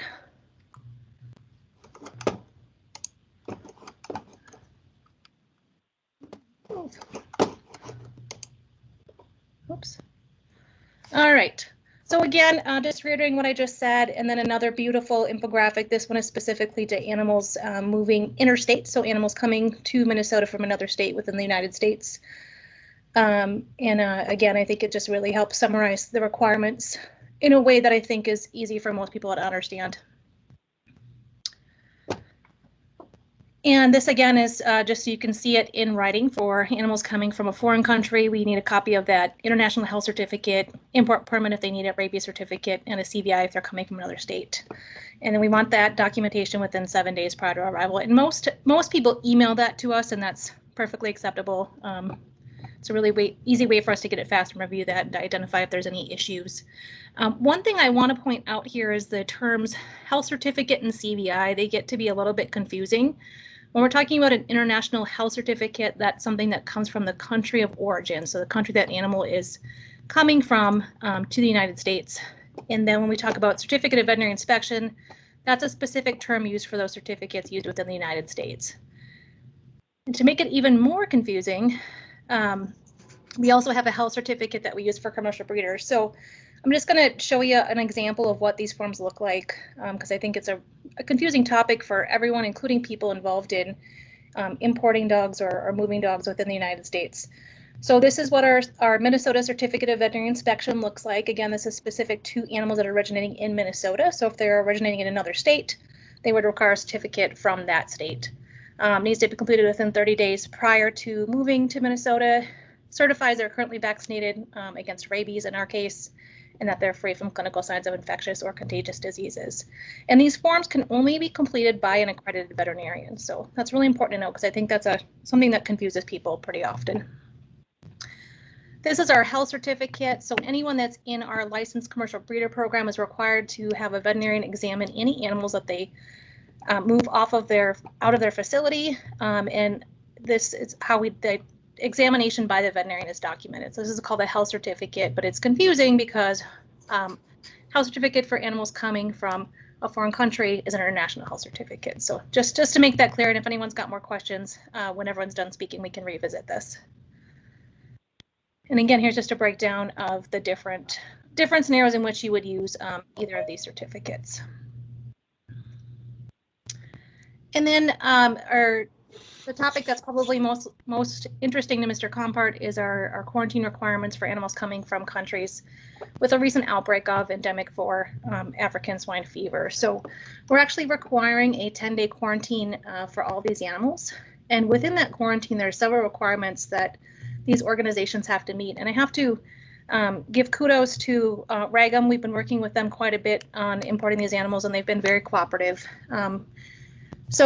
Obviously, they have to have all of the appropriate paperwork verifying that that dog was examined in the country of origin, so health certificate, import permit, rabies certificate, CVI if applicable. And then when they get here, they have to be bathed, treated for fleas and ticks. And then any transport associated materials have to be cleaned and disinfected or disposed of, depending on what it is. And then during that 10-day time period, we'd like the people that are hosting that animal or fostering that animal to implement certain biosecurity protocols to make sure that in the event that this animal is carrying African swine fever, and again, there's not evidence that these animals biologically carry African swine fever. We're more worried about being on transport associated materials or on the animal itself. But we require these fosterers to implement biosecurity protocols, which are verified by our field staff during that quarantine period, and then a visit from our field staff to release that quarantine. And lately, most of the time it's an on-site visit. I know Dr. Berger's done quite a few of these, and she usually starts, because of what's going on in response to COVID, she'll start with a video visit or some photographs, and then limit the amount of time that she's in these people's homes. And I think that's been pretty effective. So that being said, I'm going to turn it over to Dr. Snow next to talk about USDA international import requirements for dogs, and then we'll let Dr. Vang touch base on CDC requirements, and then we'll reconvene if there's any questions.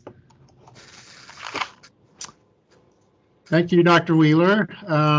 Yeah, good morning, everybody. I'm Dr. Will Snow. I'm with the live dog import team of the animal care program at USDA APHIS. And please let me know if you can't hear me well. Hopefully I'm coming through loud and clear for everybody. Yes, you sound good. Good, great. So my team, the live dog import team at Animal Care, we administer the live dog import permit requirements of the Animal Welfare Act. Under the Animal Welfare Act and regulations, an import permit for live dogs issued by APHIS is required to import dogs into the United States for the purpose of resale. So it's only for dogs that are imported commercially. And so to qualify for a permit, the dogs must be at least 6 months of age by the date they'll enter the country. And they need to be vaccinated against distemper, hepatitis or adenovirus, leptospirosis, parvovirus, and parainfluenza.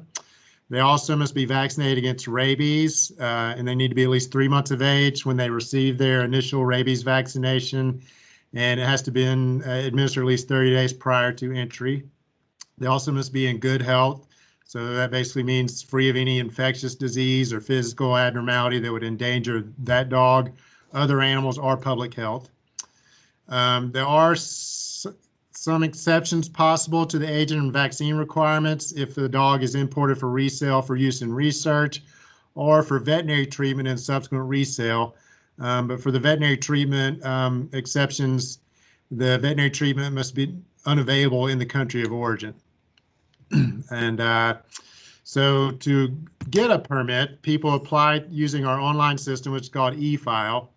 And the applicant must upload a rabies vaccination and a health certificate to their application. And those certificates have to be issued by a veterinarian licensed to practice in the country of origin. And those certificates must support that the age, vaccine, and health requirements of the permit are met. And then at the port of entry, the importer must present the permit as well as the rabies vaccination certificate and health certificate to the customs official. So that's the live dog import permit requirements for commercial dog imports regulated under the Animal Welfare Act. Under the Animal Health Protection Act, which is administered by Veterinary Services Program of APHIS, and if anybody with veterinary services is on here and I say something wrong, please correct me. But they do have some regulations for dog imports as well. So dogs that are imported from areas affected by screwworm must be accompanied by a certificate issued by a veterinarian in the country of origin that states the dog has been inspected for screwworm within 5 days prior to the shipment, and that the dog is either free of screwworms, or if it was found to be infested with screwworm, it was held in quarantine and treated until free of screwworms. And I don't know if anybody's treated dogs for screwworms. I have when I've done some volunteer work in Jamaica. It's not a lot of fun. Dogs, another regulation they have is dogs that are imported from countries that are not declared free of foot and mouth disease need to have their fur and bedding free of excessive dirt or natural bedding such as hay or straw. And the dog should be bathed as soon as it reaches its destination and kept separate from all livestock for 5 days after entry into the U.S. And then the third regulation they have, the Veterinary Services has for dogs imported into our country, is for dogs that are used in the handling of livestock. So basically dogs imported to be used to herd livestock, imported from any part of the world except Canada, Mexico, or regions of Central America and the West Indies should have no evidence of tapeworm.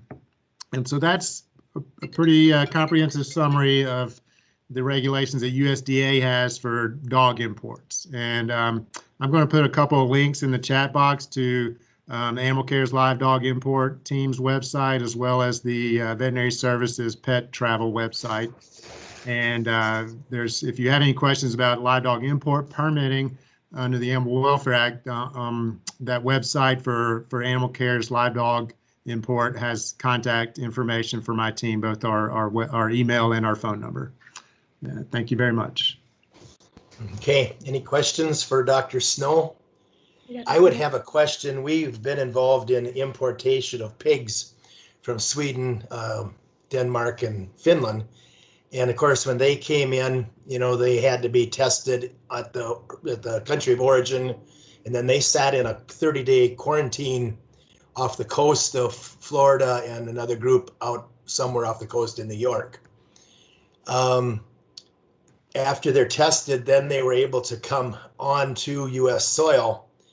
With the dogs, it sounds like they're able to fly directly into the airport, and then they could disperse throughout the country to their basically destination without any type of layover. And wouldn't that be prudent to lay them over where before they get scattered, I guess? I do understand those concerns, and I agree there are some, animal health as well as welfare concerns if they should, potentially be incubating some sort of disease that they could then spread to either people or other animals. However, we're only able to regulate under the authority given to us by Congress, and then regulations passed subsequent to the laws passed by Congress. And so currently, the way the Animal Welfare Act, live dog import permit requirements are written in the Animal Welfare Act, as well as the subsequent regulations, there's no requirement or authority to quarantine dogs upon importation. So if that's something that you all would be interested in, then basically my suggestion would be to contact your U.S. Congress, senators and representatives and talk to them about that. I know there are some congressmen that introduced some legislation last session about changing import requirements for dogs, but due to everything else going on in Congress, that didn't ever make it to the floor for a vote. So, yeah, it's a great question though. Thanks. Anybody else have any questions or comments? Also, Dean, I wanted to put it on the state of Kansas. They'd introduced some legislation at a state level for quarantining international imports. So, but I don't think that went anywhere. Okay. And the regulations for under the Animal Welfare Act do clearly state that the importer must also comply with any state and local requirements, as well as any other federal requirements like the CDC's requirements, which you hear about next. Typically, where did a lot of these dogs come from? So right now we're seeing a lot of dogs come from Mexico and South America, but also Asia. So countries like Korea, Thailand, and China. Those are kind of our biggest areas. We also see dogs coming from Eastern Europe, such as like Russia and Ukraine and Hungary, places like that. So there's kind of two groups of dogs we see. We see rescue dogs, which come from, basically shelter type situations in foreign countries, because a lot of the animal shelters here in our country don't have enough dogs to adopt out right now because they're just so in demand due to the pandemic. And so the other category that we see are purebred dogs, puppies that are being imported for resale, and majority of those are French Bulldog puppies. That's a very popular breed right now. Okay, sounds like we're short on dogs because social distancing, apparently. Exactly. All right. Anybody else have any other questions for Do we want Snow? do we want to let Dr. Vang go ahead and talk about CDC requirements? Great, thank you. Dr. Vang, welcome. Hello and good morning, everyone. I'm going to try and share my screen.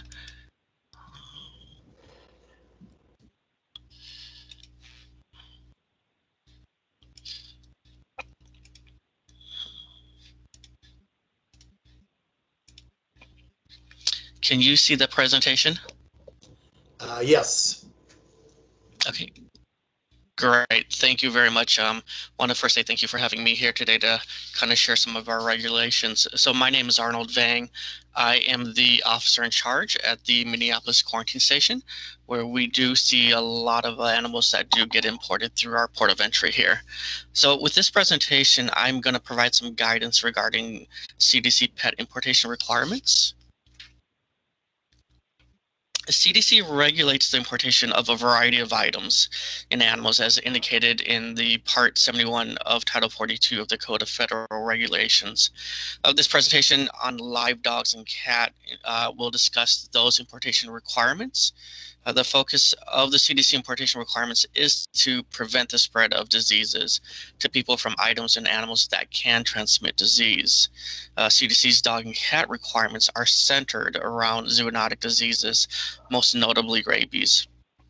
Rabies is almost always fatal in people and animals once symptoms do occur. So I'd like to talk about the first requirement of wanting to be healthy. So CDC does not require imported dogs to have a health certificate. However, they are required to have a proof of a rabies vaccination upon entry into the United States, unless they have been in a low risk or canine rabies virus variant free country for at least 6 months or since birth.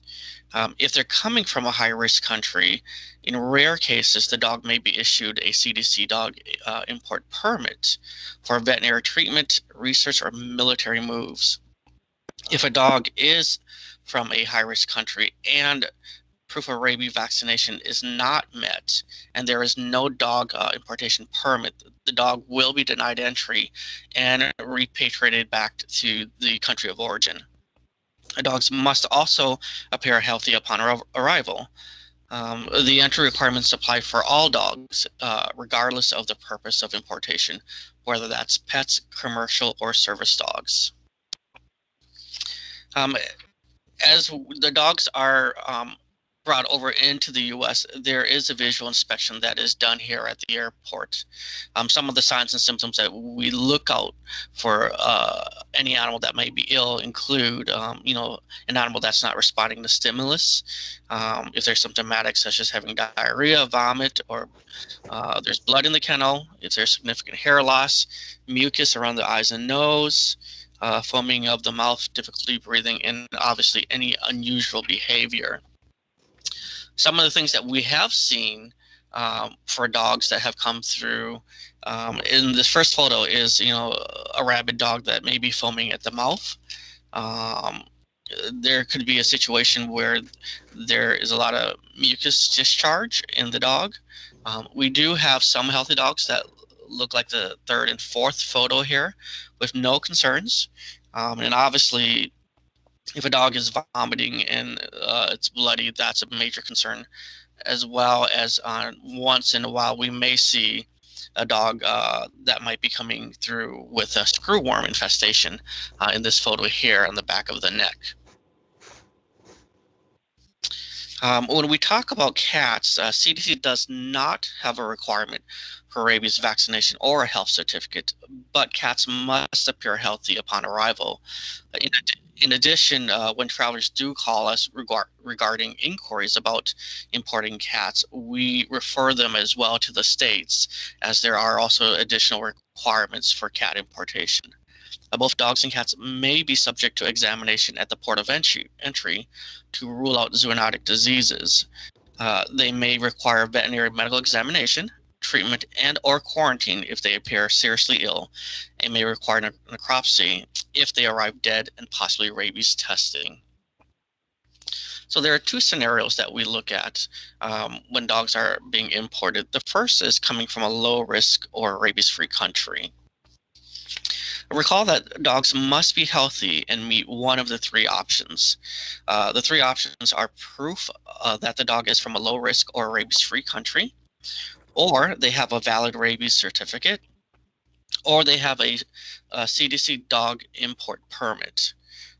The requirement to meet this option is either a verbal statement or written documentation, which most folks provide that written documentation, that the dog has been in a low risk or a canine rabies virus variant-free country for the past 6 months or since birth. Examples of written documentation can include veterinary records, proof of purchase, a breeder certificate that shows transfer of ownership, and demonstrate proof of residency in the low risk or no risk country.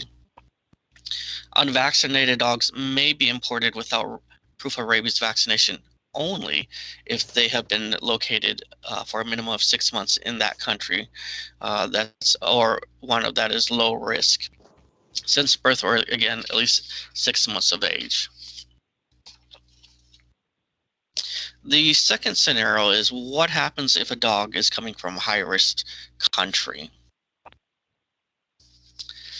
So dogs that are being imported from high-risk countries are required to have a valid rabies certificate, or if they cannot, they must have a valid CDC import permit. These countries highlighted in red are considered high-risk countries. This list can also be found on CDC's website.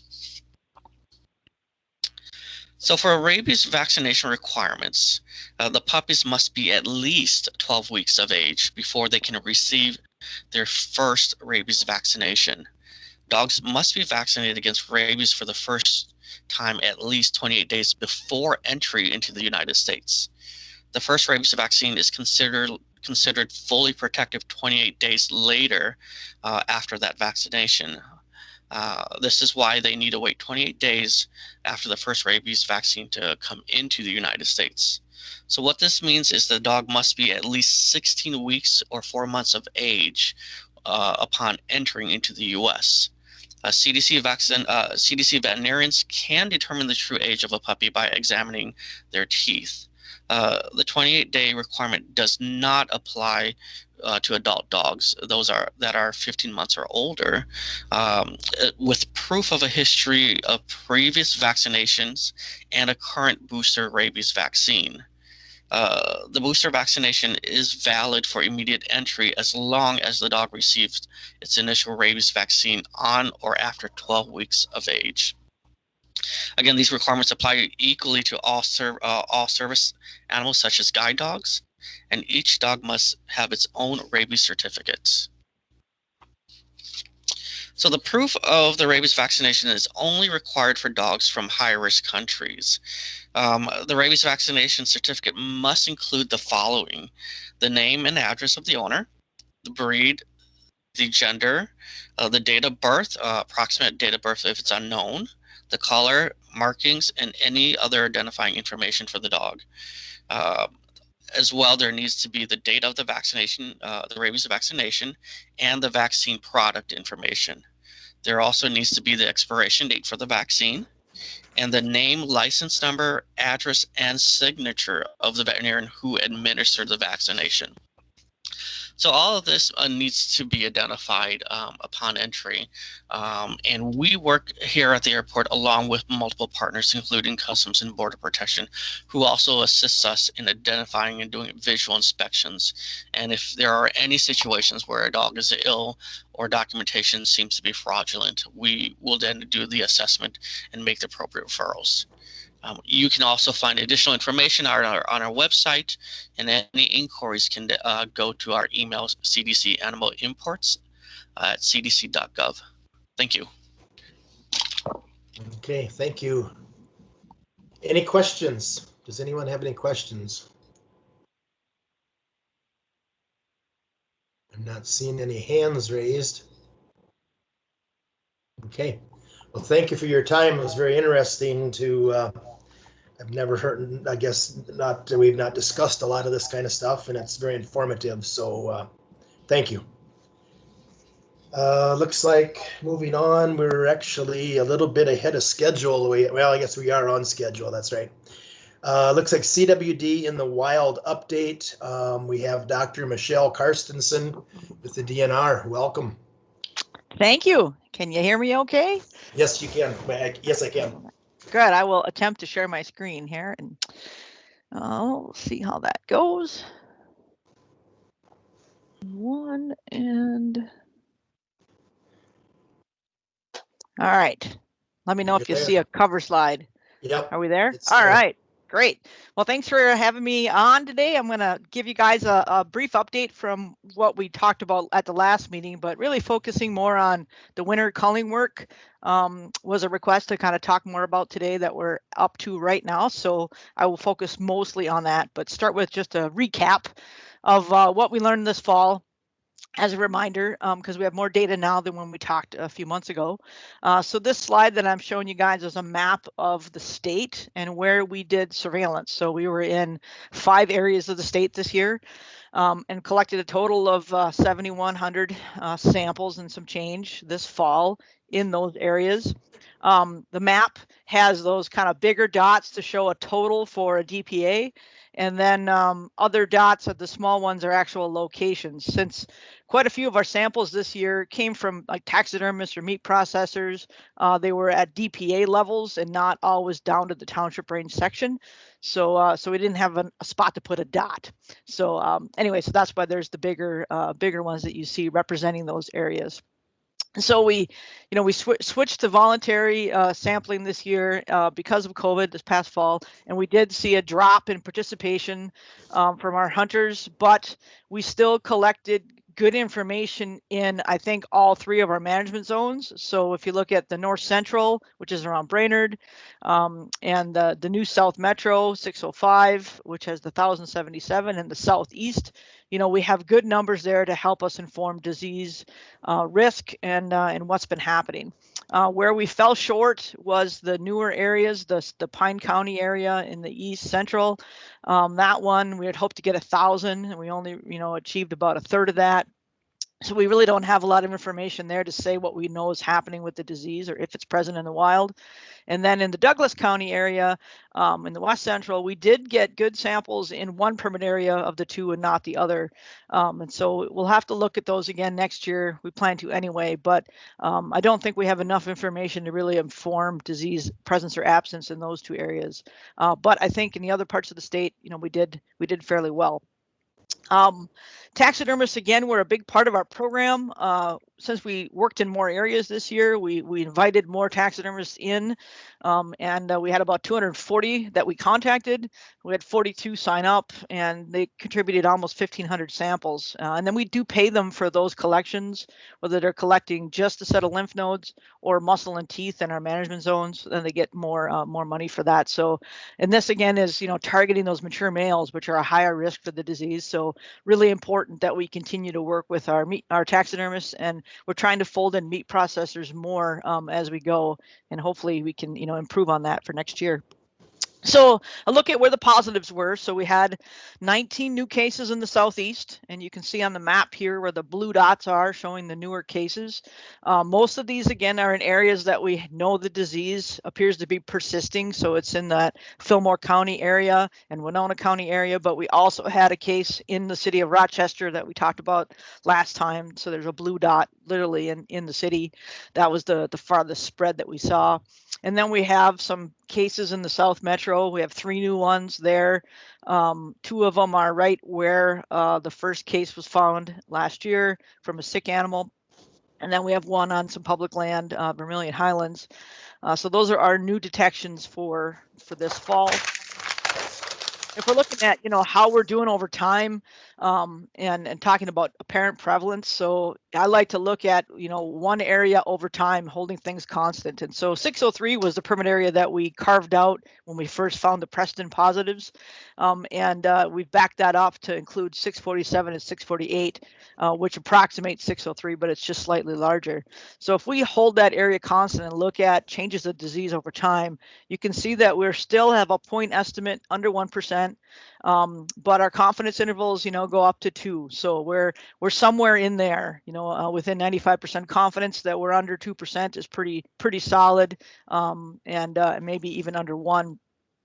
But we've been holding the line at this low and apparently persisting infection in the Fillmore County area. And then Winona County is here. We have only 3 years of data because we didn't find this until 2018. And we again, still are holding at a lower prevalence, under 1% for a point estimate, but we see a trend there of picking up, some more cases, and hoping that that we can knock that back with some work this winter. So this is sort of the trends that we're seeing in the Southeast. Again, just pointing out, these are still really low prevalences, but they appear to be persisting despite our hopes to get rid of it. So because of those additional detections, we had some late hunts. So we had 2 weekends that we offered additional hunting opportunities, and those shaded permit areas that you see on the map are where those hunts occurred. And we did pick up another, 800-ish samples and 1 more positive with that work. We did offer some landowner shooting permits to landowners within 3 miles of a known positive, and that is offered every year, but very few landowners really pursue that. So we move right into our culling project, and that's where we're focusing on areas of high risk, and that's what we're doing right now. So I stole a few slides here from Dr. Janelle, who works with me. He just gave a talk yesterday to APHIS. USDA had a meeting about everybody that's received some project funding this year. And our project that we submitted for some funding was basically financial support to help us on the culling projects, because culling work is super expensive. And so we were really lucky to be able to compete for that award, and received just under $250,000 to help offset our costs for culling. And so this is a slide from Chris's presentation yesterday that sort of talks about the objectives that we have in this project. I'll mention that this is the 4th year of culling that we've done in the Southeast since we found the disease in 16. We only didn't do it 1 year, which was winter 2017. And every time we do it, it's around $450,000 to $600,000 per winter to do this work. So it's very expensive. Our contract right now with Wildlife Services is $350,000. And so this $250,000 is a supplement to that to basically offset DNR's costs and help us pay for some additional work with genetics. So again, our objectives here are culling deer within 3 miles of known infected cases that we found this year, or some clusters of positives. We're also looking at genetic relatedness among culled deer and the distribution of the PNRP protein gene to look at susceptibility. And so, you know, we have good evidence that our culling work is effective in the sense that we have 3 to 7 times more likely to pop a positive when you're culling. And that just makes sense because we're focusing on where the disease is. And so we're really trying to take out those animals that are the most likely to be exposed and trying to really remove social groups. So the genetics that we're doing is really looking at the relatedness of these individuals to see, are we being effective at targeting social groups? So you're basically trying to remove these animals off the landscape before they shed enough to load the landscape with prions, and also, you know, continue to transmit to the members of their social group. So the culling work is very strategic. It's like a surgical strike in an area with disease, and we're trying to remove social groups to reduce the disease burden on the landscape. And then again, trying to look at the genetic distribution of the PNRP gene just for some baseline data on susceptibility. So when we plan for this year's work, we look at, again, where do we find disease this year? And where do we have either a female, an adult female, which we consider to be like an anchor because they don't move as much as adult males. So they have a tighter home range. And so if you have an adult female that's positive, she's likely living in that area and related to her social group as a matriarch or a member of her group. So removing her and her family is what we're up to. And then we're also looking at clusters. And so we have sort of 3 tiers here. The first tier is obviously the section the deer came from that was positive. And then we have, you know, 2 orders around it because we often, you know, struggle to get landowners to give us permission in certain areas. This is all based on private land permission. And so if we can work around an area where we're concerned about, we can potentially, you know, draw deer over. So this is what we're doing right now. We have 62 private landowners signed up to give us access to just about 12,000 private acres in our 3 different priorities.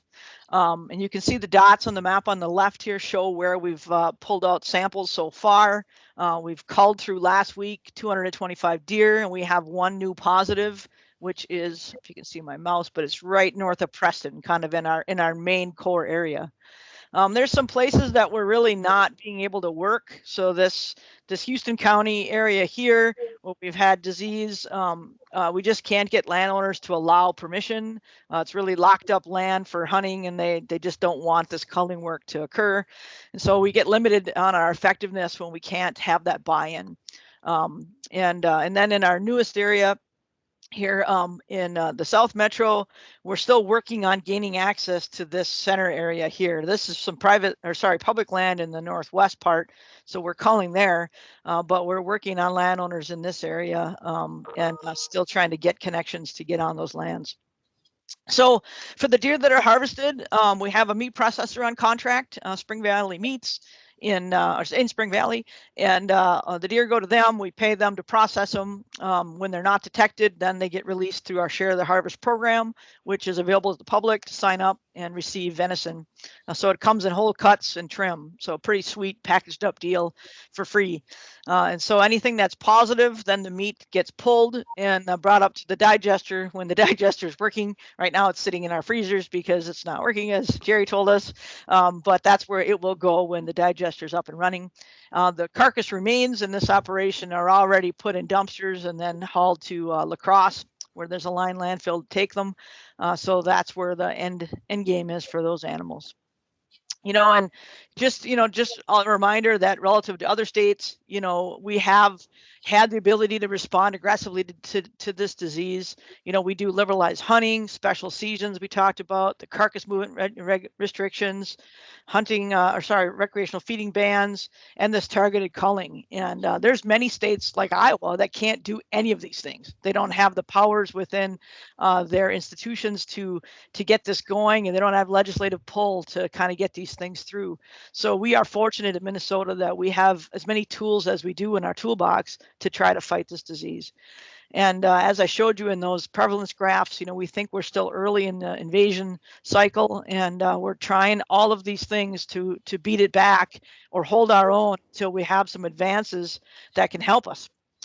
And so on to the advances, we already talked a little bit about the work going on at the University of Minnesota.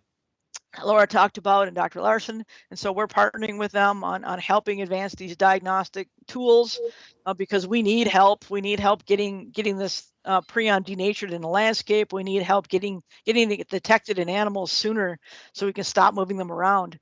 And so we're working on that end with those folks. And also partnering with CIDRAP on helping the information campaign again, because you need to get folks on board to support this work, and helping us understand risks in landfills, and some of the work that they've been doing through CIDRAP has been super helpful. And we team up with those folks as much as we can to help educate about chronic wasting disease. And then my last slide is just a reality check about what this disease costs. So this is a slide to show what we've spent at DNR since we started looking for the disease. We're at over 11 million coming into this fiscal year, and we've spent at least $1 million already. So this is a very costly disease. And having these new detections, that we pop up with Cervid farms really does cost us a lot. The jumps that you'll see from 19 to 20 is, 3 new areas to go work and see if we have disease on the landscape. So we had some funding legislatively in FY20, but that's now over, and we have nothing significant anyway on the table for funding assistance for FY22. And that's all going to come back on the Game and Fish Fund again, which is hunter license dollars. So there's a real cost to this, and we try to spend our money very efficiently and use the tools that we have to try to manage this disease the best we can. With that, I will take any questions. Anybody have any questions? Looks like we have some hands up. Dr. Glaser. Hi, Michelle. Thanks for the information. I was just wondering, this is sort of back a little ways. You found that CWD infected deer in Rochester, kind of on someone's yard there. And I was wondering if you could speak to what you know about either that urban deer population or the populations of white-tailed deer around that. We don't know much about the urban deer. We have limited hunting opportunities in that area. And we can up our roadkill surveillance, but access to deer in the heart of that was like a block from Mayo is tough.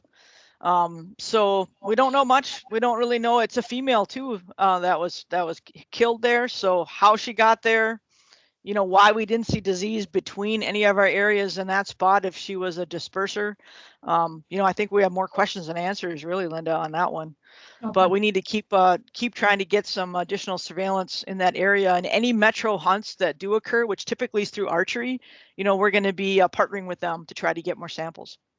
So, are you working with the city of Rochester at all to look at hit by car deer, or I don't know who's doing it on the roads around there, but. MnDOT is not really helping us. There's like the hazard of picking deer up on the side of the road, and they're not marking them, or they won't do that. And so we've been trying to partner more with local road authorities that can have access to roadkills that aren't on the major freeways where there's like the safety risk of getting hit, trying to get them, and get access to those deer. But that's being done at the local level, like with Brandon Shad and some of our local area managers. Okay. All right. Thanks. Sure. Dr. Carstensen, we have a Mark S. who's a guest, asked the question, is the PRNP gene investigation just for the 2021 animals or previous seasons too? as well? We sent genetic material from every positive that we've had since our 2016 detection to Penn State to look at genetic relatedness of these individuals and the PNRNP. So for that group of positives, we have that going back to 2016, but it's a more recent year. It's 2019 culling year, and then this year that we had funding to pay for PNRP at a broader scale. So there'll be roughly another 1,000 animals or so in the Southeast with that gene investigation. Have you picked up much on that, Dr. Carstensen, on relatedness and any kind of pattern there? We don't have the results back yet on any of that significantly anyway. So we have, we have results back for some of the ones in the early phases, if they were related or not, and some were first order relatives and some weren't. But now we have a bigger pool of animals to compare to. But no, that work is not done yet. Okay. Any other questions? Jim Vott has his hand up. I'd like to make some comments on her presentation. Dr. Carson, are you able to bring up that slide you first had showing the last 5 years in the Preston area on the percentage that you've managed to accomplish? Anyhow, my family farm is on the very edge of the Preston area. So I have watched this project since day one. Our area has been involved in the tagging program, which they started a while ago. I've had several deer tagged on my farm. I've watched and participated in the program that the doctor just described to us. And obviously, in today's world, we've found out how important it is to use facts and science. So it looks obvious to me, thank you, obvious to me that the DNR got into this in the early stage and they used some facts and science. And so this chart we're looking at right now shows the prevalence of disease in my farm or my neighborhood. And as we just found out in the last few days in the Houston County event, this is a very infectious disease that can spread rapidly. The DNR caught this disease very early, and they used sound judgment and methodology to attack this right away. And they have kept the disease level. Going back, we have a good comparison to our neighborhood in Wisconsin of what happens if you don't get on top of this. So our local DNR got on top of this in 2016, and they did all the things, special season landowner tags and sharpshooters. And that's quite a project because as everything in today's world, there's resistance, especially if the government's involved. So I've seen this firsthand. I've participated a little in helping facilitate land access, but it's a very complicated process. And I can't commend Dr. Carlson enough for what they've accomplished. What we're looking right here is disease level on my farm. And I am proud that my family farm provides room and board free to several dozen of these fine animals. And if you look at the disease prevalence of less than 1% after 5 years, that's almost unbelievable. So I want to personally thank you for what you've done in our area. Unfortunately, this is very costly, time consuming, and this is not the solution long-term to CWD. So I just want to compliment everyone involved. The DNR, they have people down working individually with landowners. I know one individual that's worked endlessly in my neighborhood, creating goodwill for the state of Minnesota and the Department of Natural Resources. He is extremely effective and just a huge success story. So I probably rambled long enough, but I don't know how I can say anything better that we all need to applaud this success story. And I certainly hope it continues in my area. and going forward to go on. So I have two questions for you, Dr. Carson. So has the program worked out the way you expected or hoped it would? And my second question is, going forward, is there anything that the board could do to help you with this program?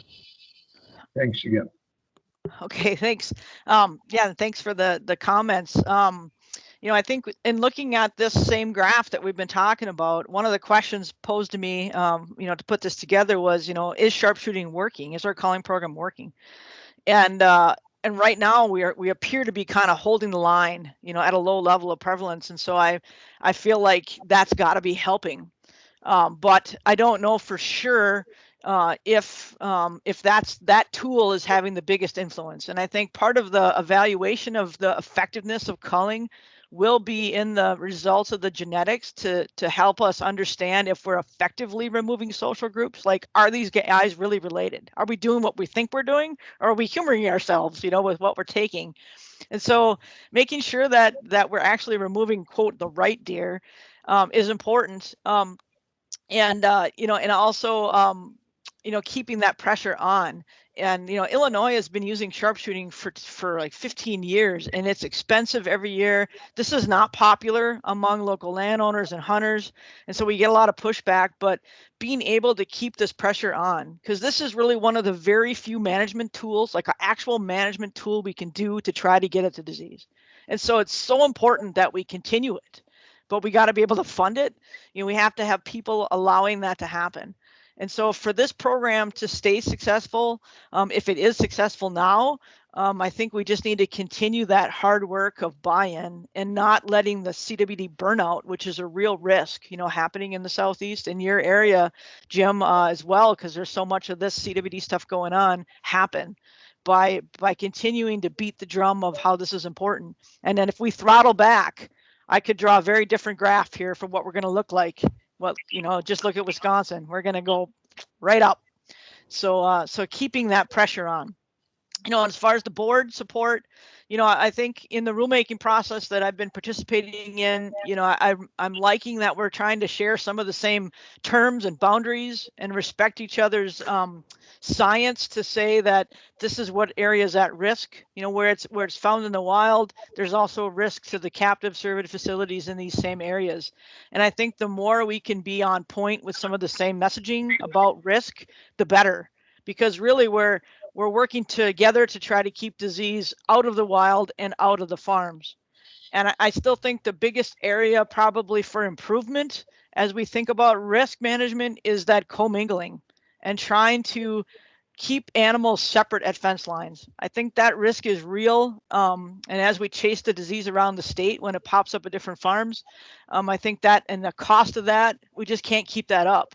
And so I think what we can do to think strategically about protecting deer inside pens and on the outside from interacting with each other, that's just investing in a way healthier population on both sides of the fence. So that's my answer. Sorry for the rambling. Thank you. Erica, you have your hand up. Erica Sawatsky. Yeah, I just have a quick question for Dr. Carstensen.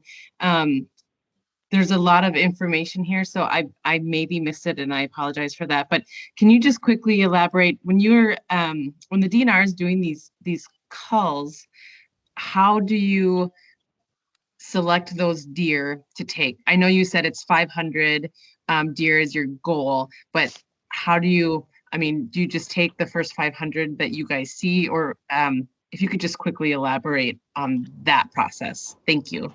Sure. Yeah. So the selection is really about the area that we're going to work, not the individual deer. And so we try to get as close to these positives that we've detected as possible and secure as many private landowners around those areas to get access. And then this is through a contract with USDA Wildlife Services. And so they primarily use bait on the ground in tubs, bait the deer in, whoever comes in dies. This is not about selection. It's about basically removing individuals from this area. And so they'll take what they can. That's not, you know, there is some some landowners that do set limits for us that say will allow some removal, but they're also guarded about having their local herd, quote unquote, exterminated. And so they'll say, well, you can take 15 or something like that. And we totally do whatever they say. It's their land, And so we work with the landowner on what they're comfortable with having removed. And so those individuals are not like selected, they're just targeted by location and opportunity. Okay, any other questions? I have a question. The southeast metro deer that have just popped up. If you had a magic wand or if you were king or queen for the day, what would you like to do there? Is where it's at and so forth. Well, in the like today, I'd like to be calling right there. We have this group of 3 that showed up, and right now our access to that is been on the periphery, and so our pressure right now is trying to put calls in to landowners in those areas and access deer. So I think that's going to help us the most. I don't know why there's disease there. There was a sick animal that showed up in clinical condition. And now we have 2 more right there in the same section. And so something's going on in that immediate area, and the sooner we get after it, the better chance we have to not have continued spread. So I think that's what I'd like to do is call there this winter. And then as we go forward, we need to do a better job of surveillance on the outside of 605. We didn't quite hit our targets there to make sure that we've defined our area appropriately. So that boundary may change and there might be greater risk on the landscape than we identified this fall. And so we need to do that work to make sure we've really honed in on the right spot. Okay. Dr. Thompson, you have your hand up. Go ahead. Yeah, and Dr. Carstensen, thanks for joining us today. And this is selfish on my part, the question I'm going to ask, because my home is located between the 2 major areas down in the southeast, between the big area in southeast Minnesota and those new that Dean just brought up. Is it possible that moved in, that newer area, those 3, did that move in from the southeast? Was there an animal or more that maybe moved up towards that area? Is that within the range? I mean, certainly dispersal outliers have happened, and we documented in our Southeast deer study, that we've talked about with this group before. On average, dispersal is going to stay within that 15 miles that we're seeing, but we've had a female juvenile go 70 from Harmony to Cannon Falls, and so these movements can happen whether it's from the southeast or Wisconsin. That's not that far away, so. I don't have an answer there, except that it's a possibility that kind of movement is not outside of a possible deer activity. All right. Thank you. Any other questions? In your colored deer study, do you look at how much they move at all, say during the winter when they're kind of in their, I would assume it's going to be a smaller geographical area than it is during the spring, summer, as they try to find their own private places, I guess. Yeah, in that project, they're looking at 2 primarily movement patterns. The spring dispersal is our primary interest because we collared fawns in winter to look at where they move by spring, because that's the dispersal period. And then they set up a new home range. So for ones that already now are a year old, moving into the second year of the study, then you get to see cool seasonal movements. So some of these guys move down to Iowa. There's a common pattern here of animals moving to the southwest into Iowa, and others stay put. So we do see a smaller proportion of animals have seasonal movements that reflect winter range, and then they move back in the spring, summer, fall. So that whole time, if there's an infected animal, they're moving disease with them, spreading and shedding as they go. So Iowa loves our maps, so we can show the direction there into their state. So I'm kidding. They don't like the risk. Yeah. Thank you. Any other questions for Dr. Carstensen? Any other questions? Let's see. We have a up here in the chat, controlling carcass movement is very big concern of farm cervid industry. We feel improvement should be made, and I'm running, oh, wait, just a second, I can get it here. Regarding compliance efforts, improvements should be made regarding compliance efforts. That's, you got that one? Yeah, sure. I agree. The carcass movements is a huge focus of risk for us. And, we deal with that by having our rules that we have in place, and also the dumpster program. I didn't really talk about that much today, but I presented that to you guys before. But we're going to spend 240 grand this fiscal year on dumpsters, on collecting deer remains. And that's, like 200 tons of deer being collected that are not placed on the landscape that could potentially have prions. And so I think that program and the ban, are solid steps towards decreasing the risk. Is it possible people are not following the rules and taking a carcass with them? Sure. And we have issued some citations and we have followed leads, but I don't think it's possible for us to catch everyone that might sneak one out. But we're doing what we can. If anyone has suggestions about how to improve compliance, let me know. People outside of the area that, where we see CWD, because the potential could at some point in time, continue to move out. Do you have recommendations or what would be the best way of handling bone material and that type of thing from any deer from any part of the state would be your recommendation? Well, we focus on areas of risk, right? So for our hunters, we tell them if you're in a CWD area, get your deer tested. And in the meantime, while you wait for results, which for us takes about 3 to 5 business days, keep those remains close. Don't put them on your back 40 rock pile for the scavengers. Wait a few days and wait for those results. And then, we can take care of that carcass accordingly. If you're in an area without risk that we have identified, we don't really have recommendations that we're saying. I think the best place is a lined landfill for questionable, carcasses, because that's going to a controlled setting and contained away from other deer. So that's something we've promoted. But as we continue with this disease in the state, we've had a lot of pushback from landfills not wanting to accept deer anymore. So that's a continued concern to keep that partnership with landfills open, so that we always have a sound means, as this group knows, when it comes to poultry disease and having to kill a lot of pigs. We need our landfills, to give us a place to put remains. So that's still our number one go-to. Okay, thank you. Anybody else have any questions for Dr. Carstensen? Any questions? Okay, thank you. Thank you. Okay, next up, it is a little after 12. We're going to move into the farm cervid rulemaking, and I believe Dr. Glaser will start out on the, I'll just let you go ahead and present as you see fit, Dr. Glaser. Okay, good afternoon. I wanted to I think we altered the agenda a little bit for me to provide just a brief update on our Houston County CWD infected herd. So if we can do that briefly before we get started discussing our farm cervid rulemaking, I'll share my slides with you regarding the Houston County CWD infected herd.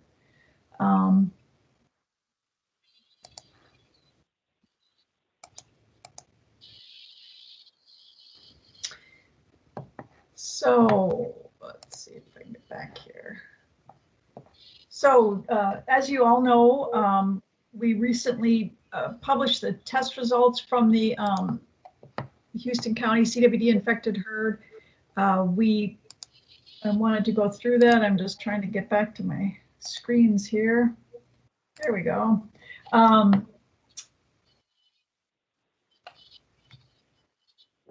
just got to advance this. All right, here we go. Okay. So we let you know about this in the previous board meeting that we'd identified an animal in this herd with CWD in October. At that time, federal indemnity was not available for the herd for a number of reasons. We discussed that earlier. But there was a resolution of the federal budget in late December. And so the budget funding was able to kind of get distributed to the various agencies. And we then were notified in January that they did have indemnity funding available for this herd. So the herd owner was interested in indemnity funding, and they worked with the USDA to get their herd appraised, and then got notified that there was indemnity funding available. So we worked really quickly to get that herd put down. The USDA worked with Wildlife Services. They were able to actually take some time out of their contracts with the Minnesota DNR to do this for us, to get it done more quickly than waiting to do the work until after their population reduction efforts were done with the DNR. So on January 26th, that herd was put down. There were 46 animals remaining in that herd. And of course, that herd, in order to receive the indemnity, they have to sign a herd plan in which they agree to manage the property in a certain way for a certain period of time to be able to receive that indemnity. And that includes cleaning and disinfection, maintenance of the fence, enclosure, and posting biohazard signs. So I just wanted to give you an update on the test results. We just received those back late last week. And that was on the 46 animals that were put down on January 26th. And we received, of the 46 animals that were tested, 9 of those animals came back as positive for CWD. And that is really one of the higher numbers of infected animals we've seen in an infected herd. Certainly not the highest total number or the percentage of a herd, but this was relatively high. So we had some other animals tested in between since the first positive animal was identified. So in total, you'll see on this top line here in the results from putting the herd down, 9 of the 46 were positive, but a total of 10 out of 51 animals tested were positive in that herd. In the herd results we got back last week, 4 females and 5 males, but a total of 5 females and 5 males were positive. And then 3 of those animals were less than a year of age. So they were fawns born in 2020. And then what we found is that 3 of the animals were positive, both in obex and lymph node for CWD, a total of 4 animals. The initial positive animal was also positive in both the obex and lymph node tissues examined.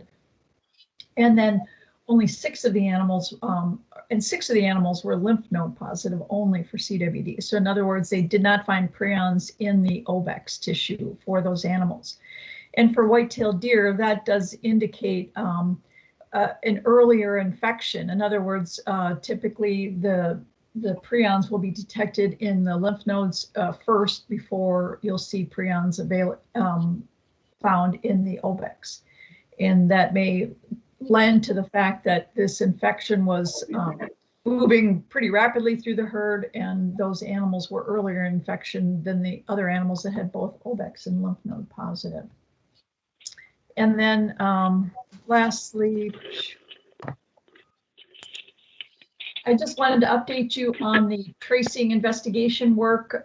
When we had our last meeting in December, much of this work was already done. We have the Houston County herd here, and then that doe had been purchased from the Winona County herd.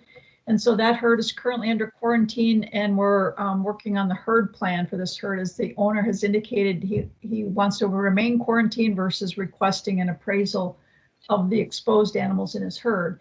And just to give you an update, that herd, since the fall of 2020, he's tested 30 of the animals found in his herd, and all of those animals, they found no CWD in those animals. So that's part of the monitoring we're doing. The other herds here outlined in blue, we talked about previously in our meeting, and we still do have this Beltrami County herd that is quarantined. It has 11 CWD exposed animals in the herd, and that herd was just appraised last week. So the owner had returned back to the state. The animals are appraised, and the application is being put forward to USDA to request indemnity for those animals, to remove them from the herd and then get them tested. So that will then complete the work we're doing here with the CWD investigation. You know, we'll be getting this Winona County herd under a herd plan and monitoring that herd going forward. And then we'll want to see these animals in the Beltrami County herd put down and those animals tested to final that investigation. So that's just a brief update on the Houston County herd. And I don't know if anybody has any questions on that.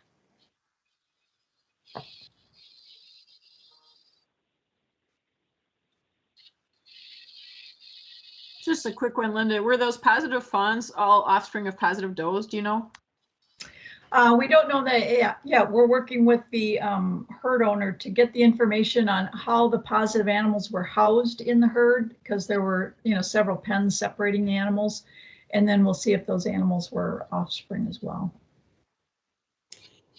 Dr. Glaser, on the previous slide, I think you had a breakdown of age of deer, or 3 animals less than a year old. So I'm assuming those are fawn that were born in April or May, so about 9 months old. Right, even and potentially mated in June. We don't track the birth dates of individual animals, but they would have been born last spring of 2020. And does that seem, that really seems, you know, that it came on, you know, quite sudden, as opposed to, I know we haven't been necessarily testing things under a year, or animals that die under a year of age. We don't require that we have those tested for CWD according to the regs. Is that correct? Correct. We did see this. We have seen this in other herds, and so you know, with an environment where you have CWD infection and, you know, exposure of these fawns probably right from the get-go at birth, then, you know, we're seeing this potential to have these animals test, you know, that early in their age. Okay. And so we did see this with animals in the Pine County herd last year as well. Okay, thank you. And then Amy Cordry has a question. How long will the Winona herd be under quarantine? The requirements for quarantine require that they have to be quarantined for 5 years after the last known exposure to a CWD positive animal. So if we assume that the animal they were exposed to, the only animal we, you know, with monitoring going forward, we find is that animal that left their herd in October of 2019. If that's their last known exposure, then they would have to be quarantined until October of 2024. A 5-year timeline from that last known exposure. Okay, thank you. Questions on this presentation? Any questions? Okay. All right, thank you for that update. And then we'll, Annie will be starting our discussion of the rulemaking with a presentation, and then we'll talk through the rules specifically after she's done. Okay, thank you.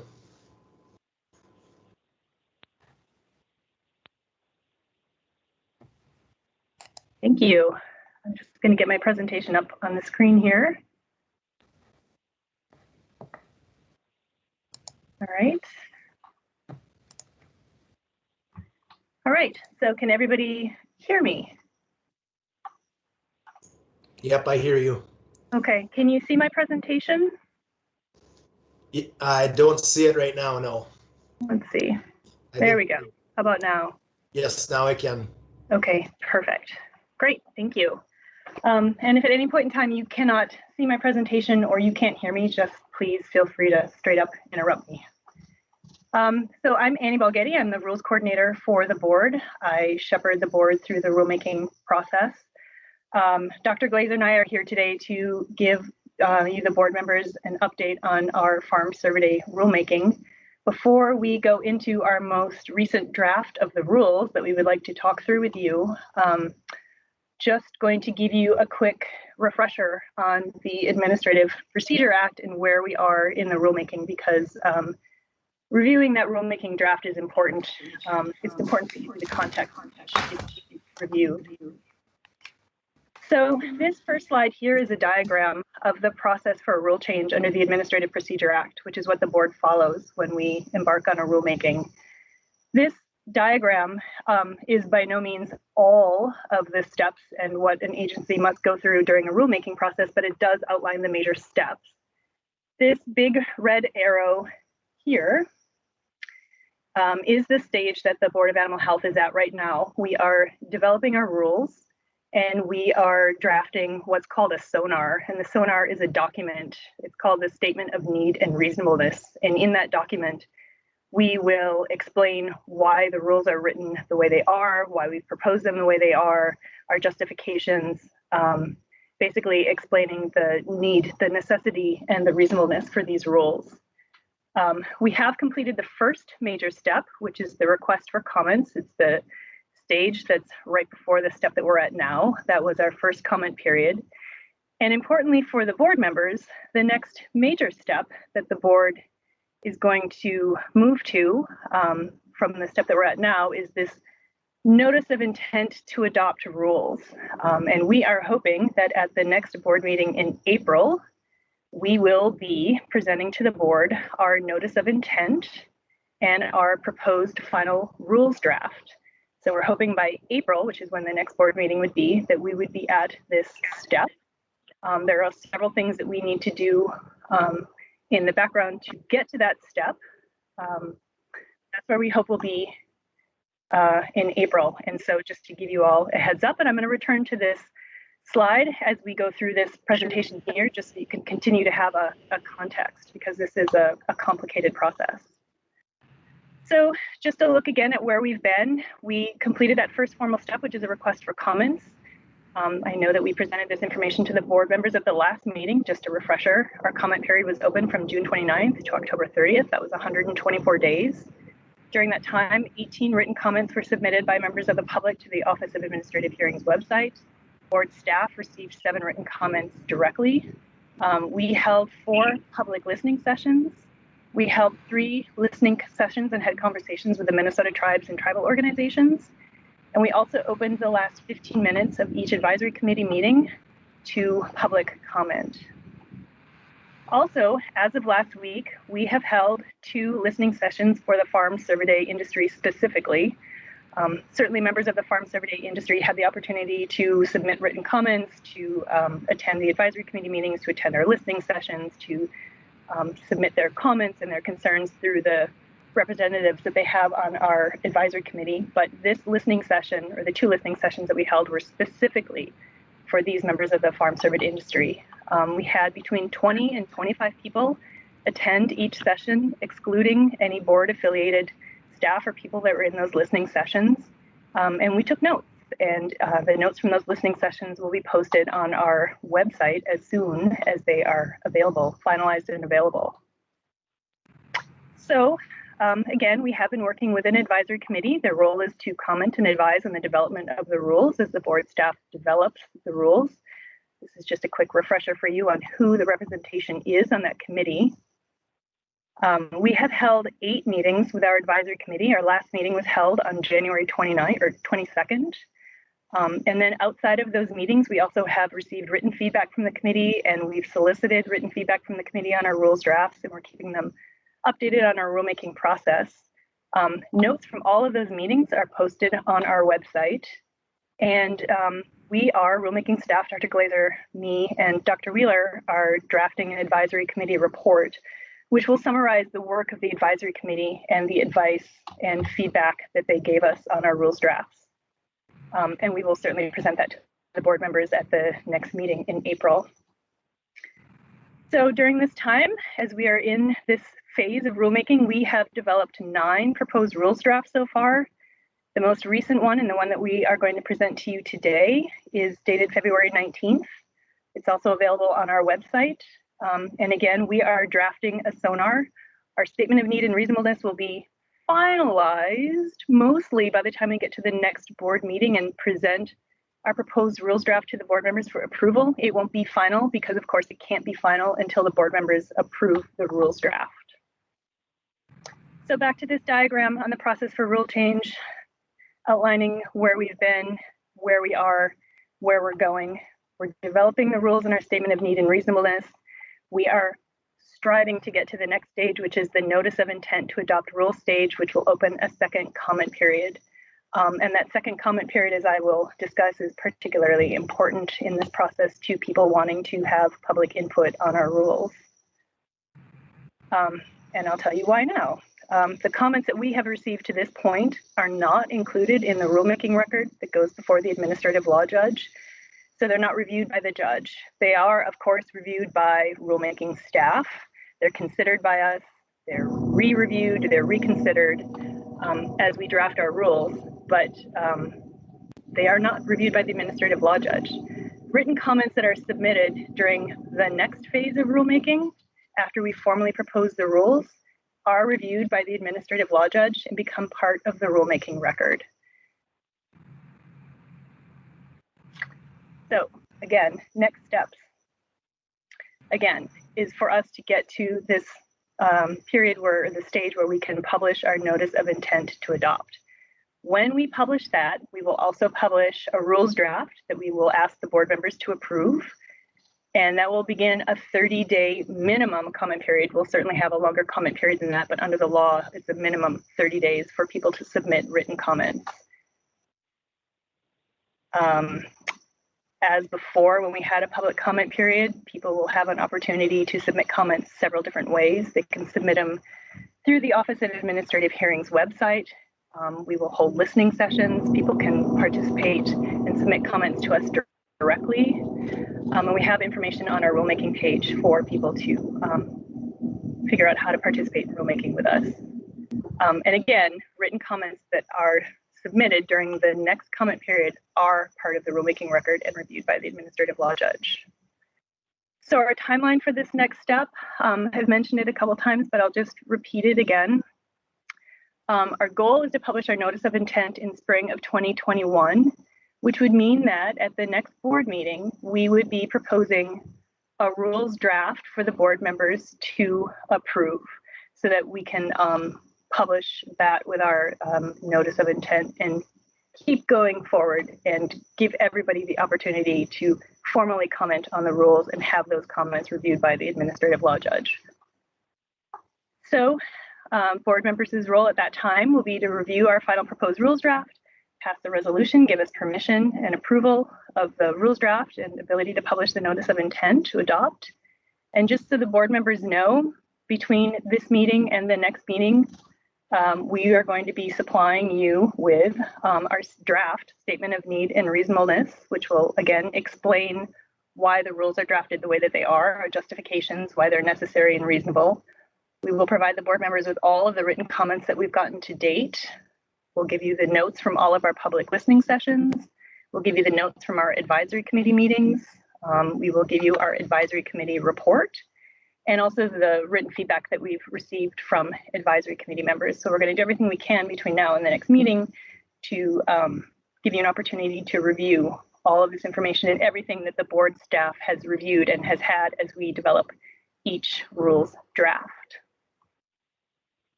So today we're not asking for any action from the board members on the rules. Our presentation today and being here at this board meeting and presenting the rules draft is our opportunity, the rulemaking staff's opportunity to update the board members on where we're at, to present and can discuss our current proposed rules draft, to answer any questions that you as board members have for us, and to get your comments and input on the rules. All of this is with the goal of developing a rules draft, locking down a rules draft that we can then propose for approval, publish, and then move forward in the rulemaking process and get comments on that draft. And just a quick note that once that comment period opens up, all of the written comments that the board staff receives, we must and we will respond in writing to every written comment, which is not to say that every written comment to this point hasn't been reviewed, because every comment has been reviewed by board staff. We are taking into consideration anything and everything that everybody is presenting to us. And then just back to this diagram on the process for a rule change. So you can see where we've been, where we are, where we're going, and what we have yet to accomplish. And that's all I have for this portion of the presentation. If the board members have any questions, I'd be happy to answer them now. Otherwise, I will turn it over to Dr. Glaser. Okay. Any board members have any questions at all? Okay. Dr. Glaser, you're up. Okay, thank you, Dina. It looks like Dr. Thompson had her hand up. So do you want to do you have a question, or Beth, or want to make a statement?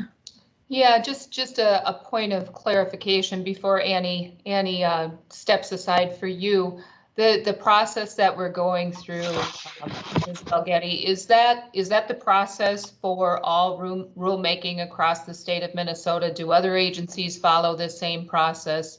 Can you give everyone a little bit of background on where this process comes from? In other words, is this the board's process, or is this a state agency process? Sure, this is a state agency process. There is something called the Administrative Procedure Act that's written into statute. And that act outlines the process that all agencies must partake in or must follow when embarking on a rulemaking. So, this is not just the board's process. This is the process that the board must follow. And there are important steps that the board must complete before it can move on to the next step. Excellent. Thank you. Sure.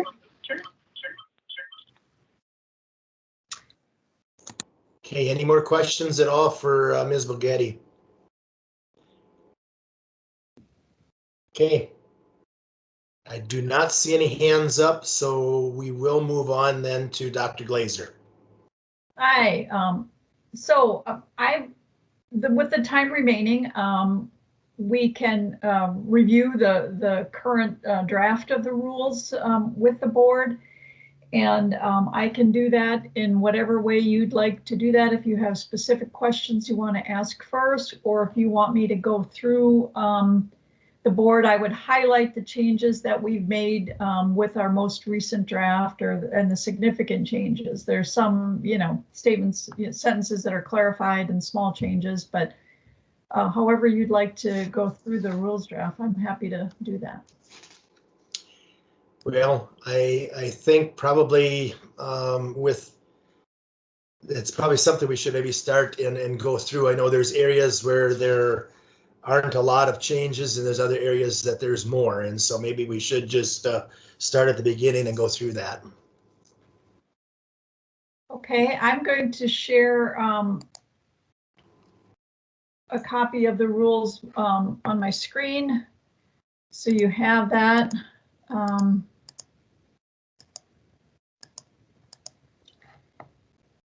This is kind of okay.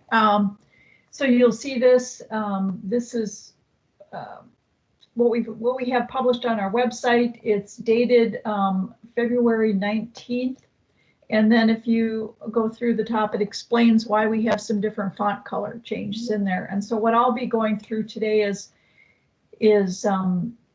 some of the changes that are in different color font, because those are the recent changes we've made since the previous drafts are published, and I kind of want to point those things out primarily first. So we get to the definitions section, and we've added a few definitions into this part of the rules. We added commingled animals, and then also if we scroll down, we also added exclusionary fencing, and that's because we have now included those terms in the main part of the rules, and we wanted to define what those mean. And when we refer, commingled animals was a definition that's in the general provisions of our rules, and so we took that definition and just added it in here, and that's commingled animals is a definition that's already defined, and animals that meet this definition are commingling. So when we use the term commingling, this is what we're referring to. We also added exclusionary fencing. And so that is something that we mentioned in the requirements below. And what we mean by that is it's a method approved by the board to prevent commingling of farmed and wild cervids. In other words, keeping those two groups of animals separate from each other. I just want to highlight that we did change the definition of a CWD management zone to a CWD farm cervidae management zone. And we did get a lot of comments that this term is a fairly generic term and can be confused because the DNR has management zones and there's other management zones people refer to this term. So we want to be very clear that the management zone we're referring to refers only to our regulations as they relate to farm cervidae. There's no other reason that we determine these management zones, and there's no other group of animals or nothing else we intend to regulate. It's for farm cervidae regulation only. So you'll see that change throughout the document. Then we struck two definitions, the tuberculosis accredited free herd and brucellosis certified herd, and those are programs that are continuing over from the cooperative agreements for those diseases between the USDA and state government and producers, but they're not mentioned anywhere in our rules at all. So we decided to strike those terms from the definitions because they aren't referred to in the rules at all, and they're outside, they're separate programs, we have policies for them, but they're outside any rulemaking that we have done or has been in the rules in the past. So the next significant change we made was regarding inspections. We actually moved this language from the existing statutes that was in another section, but wanted to clarify the brown font here is if the fencing deficiency compromises the ability of the farm cervidae owner to prevent the escape of farm cervidae, the owner must take immediate steps to keep the herd confined. Actually, I apologize, that's not the part that we moved over, but this is just that if there's an immediate deficiency that's recognized, then, you know, and there's animals getting out, we want the producer to understand that they have to take immediate steps to prevent the animals from getting out of the enclosure. We also have added in there the requirement that when a farm cervidae owner closes out a farm cervidae herd, no longer possesses farm cervidae, then the owner, representative of the board, needs to at least get onto that site one more time to verify that there's no longer cervids on that premises, and we can close out that record, and the producer no longer needs to be registered. Before we can, the owner can say, I don't have cervids and I don't need to be registered any longer. If they've been registered up to this point, we just want to verify that all those animals are gone and that they, you know, they no longer have cervids and are required to follow board, you know, be in compliance with board rules. And that's a procedure we do all the time, but it's putting that in the rules now, just to be clear about that. In the next section, herd inventories, we did change, we modified the language about submitting the inventory every 12 months. That's not that significant. We did change language regarding the two people that need to see, verify an inventory, and that is the farm cervidae owner, and then an accredited veterinarian with no ownership interest in the herd or premises upon which the herd is confined. We just clarified that I think that clarifies that language, and this would be in the instance where potentially a veterinarian, an example is where a veterinarian is also the cervid owner. We want to have two sets of eyes on those records and be able to verify that inventory. And so we do need to have, you know, two people on there. We clarified that before, but this just further clarifies the status of the veterinarian associated with that herd. We also say that, just mention that again in the section, in section B, where if the board requires a physical inventory to be conducted, the same two people have to verify that inventory. And we just align that language. Now we go to fencing. We changed forms of latching closure to mechanisms that keep the gate closed.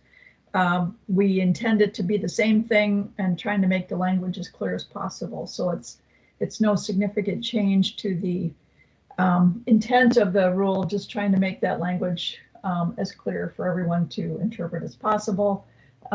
This is an area that provided the section B is language that we've taken from the statutes and put into this section so people can see directly if there's a fencing deficiency that the board can revoke the facility's registration, order the owner to remove or destroy the animal. So that was in a different section of the statutes, and for just associating those things in the rules so people can see a direct consequence of a fencing deficiency when they look through the rules. We just put that in there, but that is not anything that is new. It's just language taken from the statutes and put into this section of the rules.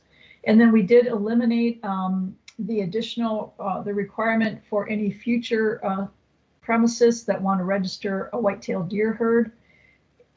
After January 1st, 2022, we did remove the requirement for the 120-inch height in fencing, and that is crossed out in this green font that you see here.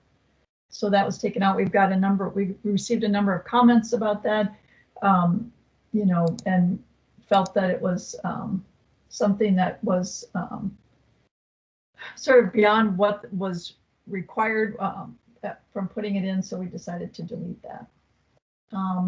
We're now requiring subpart 6 and running at large prohibited. We're requiring that the owner maintain a record documenting an escape event. So among the other records they're required to keep, we would like them to, also want them to keep a record of the escape event. So we have that. So they're keeping that in their records that we have available if we need to review as well. We have changed the word that was harvested before or slaughtered to the word killed. We believe that's the word that best describes the situation of a live cervid in an enclosure that is usually removed with firearms. To us, we had slaughter in there previously. That implies a certain amount of inspection and you know, oversight of the process of getting the animal from alive to you know, being used for food, and that didn't quite describe it. Harvested, we tried to use that term, and it was not seen as really appropriate for collecting an animal or putting the you know, the life of an animal to an end, and so we settled on the word killed. So we have changed that throughout the document as well. The other parts we are changing is removal of wild cervidae. We want to be clear that the removal of wild cervidae is from only the enclosure and not the premises, where it may have been implied before, and we don't believe that a property owner that has wild cervidae should be required to keep wild cervidae from their whole premises. I mean, that's not feasible. So we want to be clear that the wild cervidae have to be removed from the enclosure and not the premises.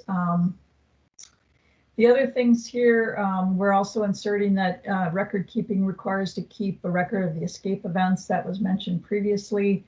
Some of these are minor changes that I won't necessarily go through. We had farm cervidae everywhere to be clear that it's farm cervidae and not other types of cervidae. The next one we go to is we've established a section with as far as intrastate movements of farm cervidae. We're now going to look at the herd surveillance status as an important criteria for allowing the movement of farm cervidae intrastate. And so you'll see we've added subpart 3 here, and this kind of groups together some of those changes that we've made previously, but now under the surveillance status. And one that we did add is, just for clarification, we outlined animals that are at a herd that's at a level 4, 5, and 6, and the question came up, well, what about the herds that are level 1, 2, and 3? So we added in language, animals from a herd that has only achieved a level 1, 2, or 3 status may not be moved to another location in the state unless the owner has obtained a permit from the board prior to movement. So those animals really are not allowed to move interstate, and we just wanted to make that clear. That's currently our policy, and that's how the program is run, but it puts it into rule now. We also have movement into, within, and out of the CWD Farm Survey Management Zone. We do say that farm survey that originate from a CWD Farm Survey Management Zone can't be moved to other locations in the state unless they're permitted by the board.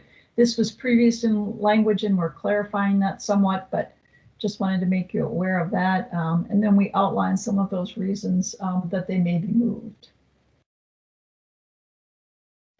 Requirements for exhibition, we did mention, this was in there here before. We wanted to just aggregate the requirements for exhibition in subpart 1. There's nothing new there. It's just that it's putting it all in one place if people are looking for requirements for exhibition. We did, however, add subpart 2, and we are including an exemption that with prior approval from the board, farm survey that are exhibited intrastate are exempt from requirements in 1410, which are the intrastate movements for a CWD Farm Survey Management Zone, so 0.0140 subpart 6. So we are allowing them to go to exhibit within a CWD Farm Survey Management Zone, but they have to be maintained in a way that they're not exposed to other farm survey, wild survey, or land where survey are kept or roam freely. So we have people that are taking reindeer to a church and exhibiting them in a CWD Farm Survey Management Zone. And they're taking them for the day, and they're on the parking lot. So we believe that they can move those animals to that exhibit if it's within a CWD management zone, and back out again if there's no exposure, as we outline below. So that's in addition to the exhibit. I don't know if there's any, to ask any questions at this point, or if we want me to continue and finish through all of the rules and then go back. Dean, it looks like you're on mute. Yep, you're right. Let's go ahead and finish going through this, and then we can entertain questions once we've been through it. Okay. So for chronic wasting disease, we have the state herd certification program, which we've clarified previously, we're outlining, and we have altered how we are outlining the surveillance program requirements with this draft of the rules. And so you'll see the changes in what's now the new section B. And so we say for each animal not successfully tested or recurring missed samples of test eligible animals, per the APHIS Veterinary Services CWD program standards, the board shall implement consequences based on risk-based assessments of the farm survey owner's herd. And the risk-based assessment the board will apply to farm survey herd shall be in accordance with the board's farm survey CWD surveillance standards available and kept updated on the board's website. So we're looking at referencing this change. Does add some additional components to it, but references the CWD program standards as guidelines from the federal government for consequences to missed surveillance. It includes all those components that they recommend. And we will outline those surveillance standards on a separate document that will be available on the board's website. So the components of that are if you've missed testing of the test eligible animals, and that's any animal that's over 12 months of age that dies or is killed in the herd. If you miss that testing, an animal, and you have to miss the whole animal, not just one of the samples. Right now, you're required to take both obex and lymph node samples for that testing. You have a chance that if at least one of the tissues tests successfully, then we consider that animal having been tested successfully, right? So we're counting if the animal's not successfully tested. And then if you've had surveillance with no missed tests in the previous 3 years and you miss a test, you get a pass for that. If in a year's period of time you've missed less than 10% of the animals, your status is not impacted at all. But if you miss over 10% of the animals that you kill or that die within a year's period of time, then they'll start to be consequences of your herd's CWD status level. And that status level can impact your ability to move your animals. And that is, we believe, would be a significant consequence and motivation to try to get these animals tested, to a greater extent than our current rules require. And so as you miss more animals in a 12-month period beyond 10%, then those consequences get more severe.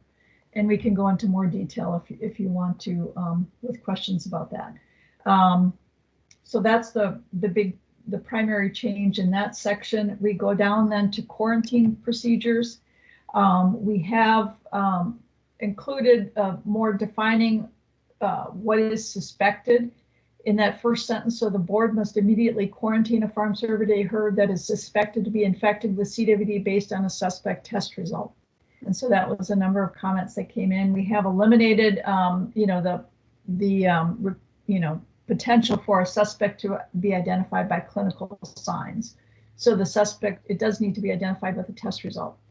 And then, or known to be exposed to CWD, and we hope that clarifies that first sentence. So the rest of this is just sentence more restructuring for further clarification. If we go down to farm cervidae herds with exposed animals, just to clarify that the exposed animals that reside in the herd, if they've all been or were previously residing in the herd, if they've all been removed and tested and not detected, the quarantine can be released. The other way that we talked about today in response, to our Houston County CWD herd investigation and the Winona County herd that's now has exposed animals in the herd, it has to be 5 years since the animals were exposed to a CWD infected animal, and the board verifies the CWD exposed animals are alive and still in the herd, then the quarantine can be released. So that's the other option for releasing the quarantine from a herd with CWD exposed animals in it. We have tried to clarify the language as far as when a herd is infected with CWD and when the herd must be depopulated based on the language from the statute. So that the brown kind of changes here are mainly to clarify the language. It's not changing anything as far as our intent in the rule. And then we also clarified, separated this out, that the farm cervidae premises must be cleaned and disinfected in a manner approved by the board. It was together with this number 5, and we felt those were 2 different topics and should be separated out in the rules. So now we have made some language changes to subpart 3, determining the boundaries of CWD farm cervidae management zones in the state.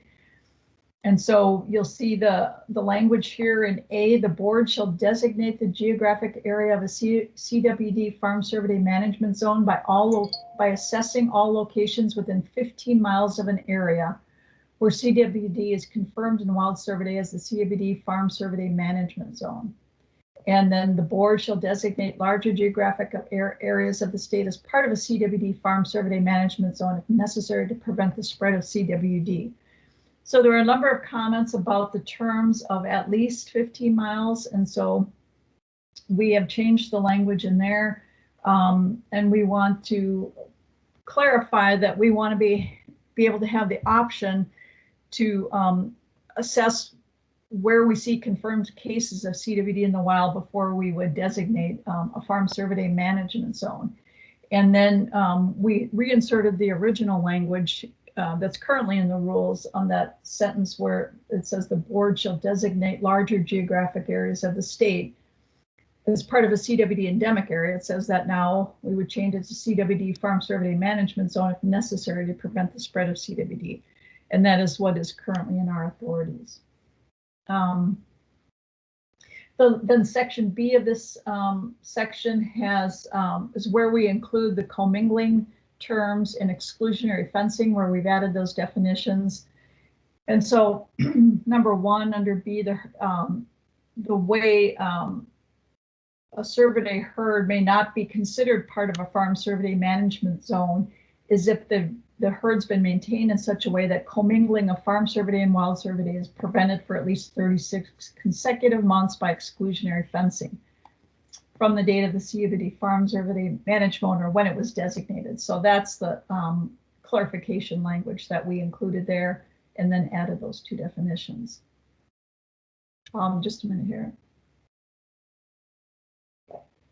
And then we did clarify for 2 that the board, if the board previously released the herd from the board movement restrictions for a board determined CWD endemic area. In other words, we're establishing CWD endemic areas now under our current rules. If someone has applied exclusionary fencing to that herd, to a herd, and is no longer considered part of endemic area, we grandfather those herds in when we change those rules. We would not apply movement restrictions anew to that herd if we previously found them to be in an area and then excluded it from that based on inspecting the herd and the exclusionary fencing that they applied to that enclosure. And then just wanted to let you know that we have also increased the number of days on the 3rd section to allow exclusionary fencing to be installed once a CWD farm cervidae management zone is designated. So that was previously 14 days. We've increased that to 60 days with input from producers as well as contact that we've made here at the board office with different manufacturers and just looking at timelines to getting fencing materials and allowing then for it to be installed. So that's the last change I have. I'll drink something and you guys can think of questions you have. Okay, I guess we will open it up for some questions. If you have any questions, be sure you raise your hand, identify yourself. We want to keep them to about a minute because keep on time here on task here. So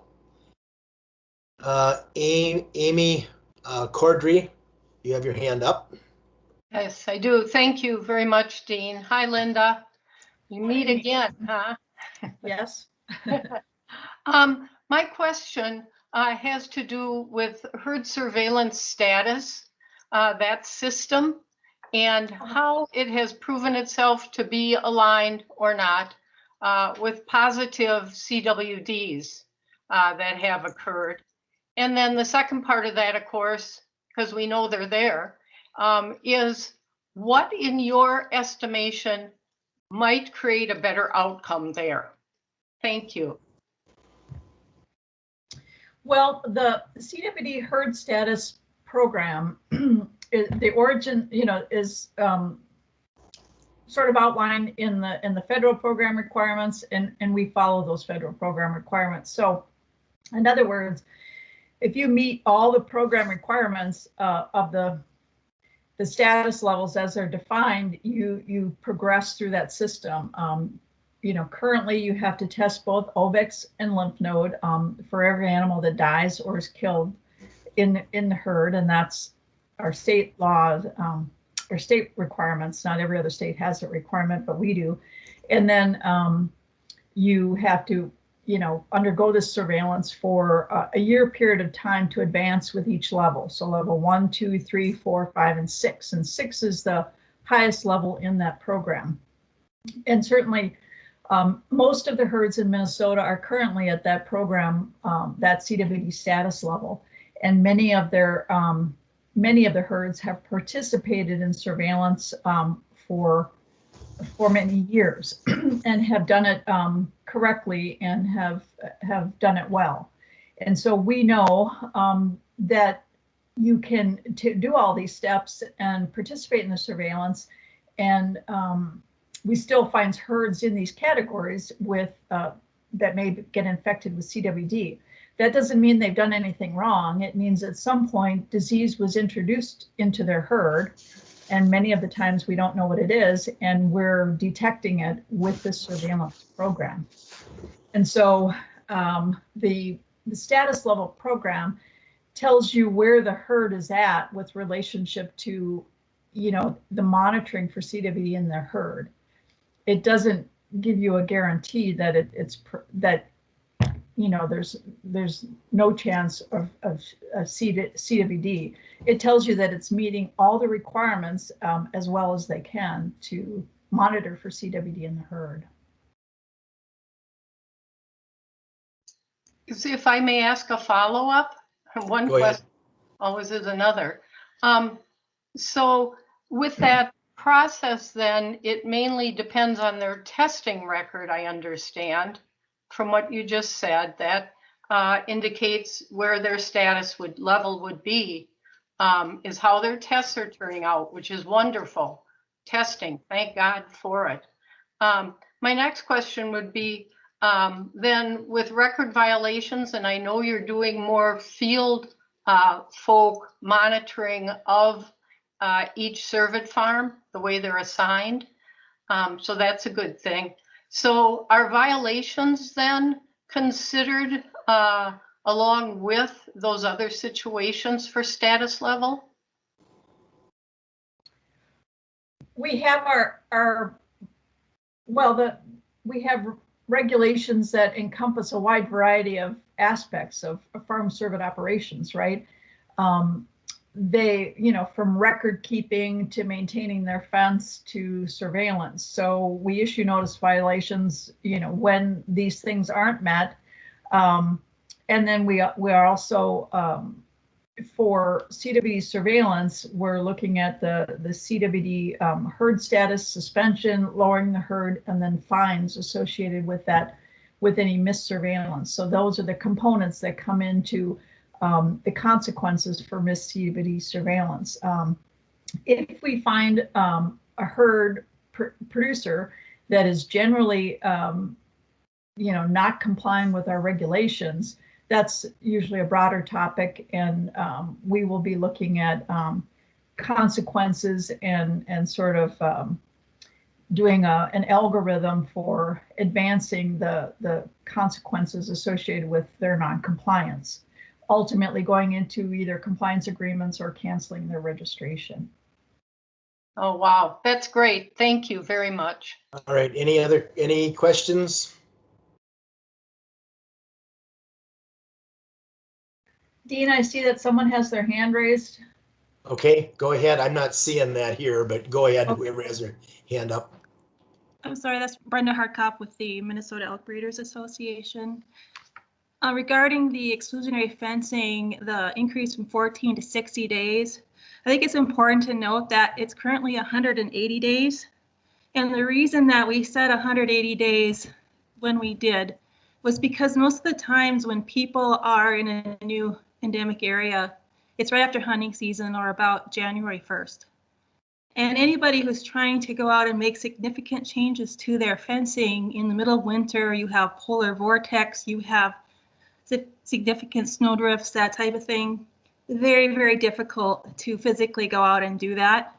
And so 180 days was designated to allow people more time as the snow goes down to get that done effectively. And the industry is recommending 120 days, down from the 180, down a third of the time. That's even debatable because once the drifts go down, you'd have the mud and you have equipment you have to bring out there. You have to bring several rolls of shade cloth or wire or posts and tools. It's just very difficult to get around at that time of year with which you need to fix that fence. And there is no indication of infection in those herds at that point. And so we feel that it would be, reasonable to give people a reasonable amount of time to get that done. And the only other comment I would make also about the consequences for missed tests, we have a really big concern about that being a policy issue and not in the rule. That could be arbitrarily changed at any time, unfettered discretion to change it. We really feel like we need to know exactly what methods would be used to effectively suspend our status and put us out of business. Again, in absence of disease. It's a missed test, yes, but there is no indication that there is disease. And so we think it's very important that it really be clearly spelled out in rule. Thank you for allowing me to comment. Thank you, Brenda. Any other questions? Anybody have any questions? If I'm missing somebody, just go ahead and state your name. Hey, Dean, this is Erica Swatsky. I have a quick question Go ahead. for Linda.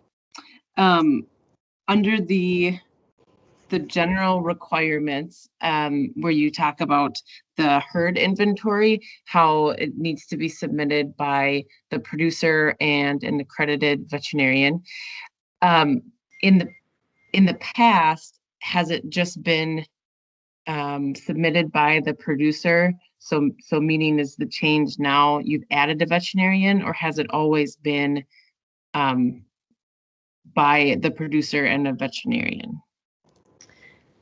In the past, the language was, and is in part of our statute, is that it must be by the producer and an accredited veterinarian. Now we want to make clear that we want to have people, two sets of eyes on that inventory. So in other words, if an accredited veterinarian is also a producer, it can't be that person alone, because they meet both criteria. We want them to be, have two people verify that inventory, because it is so critical to the board for, monitoring these herds and ensuring that the producers are in compliance. Okay. Any other questions?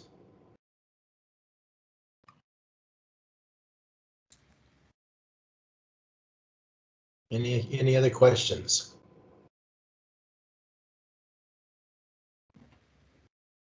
Okay. Okay. All right, I guess looks like nobody has questions. Do you have anything else you would like to wrap up with at all, Linda? No, we'll be refining, as Annie kind of stated in her kind of overview of the process, we'll be refining this draft then and hope to make, fewer changes as we refine it. And so then we have a final document to present to you at the next board meeting for approval.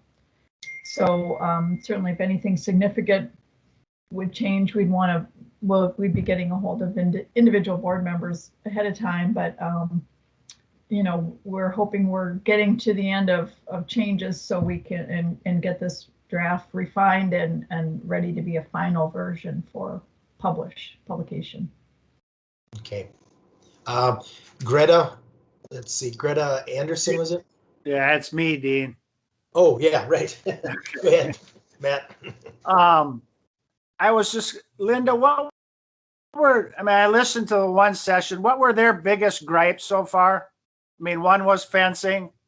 What so far have the owners disliked? I mean, I know Brenda talked here, so I know some of it, but. Well, I think the primary concerns people addressed were the change in surveillance requirements. We are making those, stricter, I guess, or requiring more compliance, because we felt the way that it was outlined previously, there were really no consequences for missed surveillance. So that's one of them.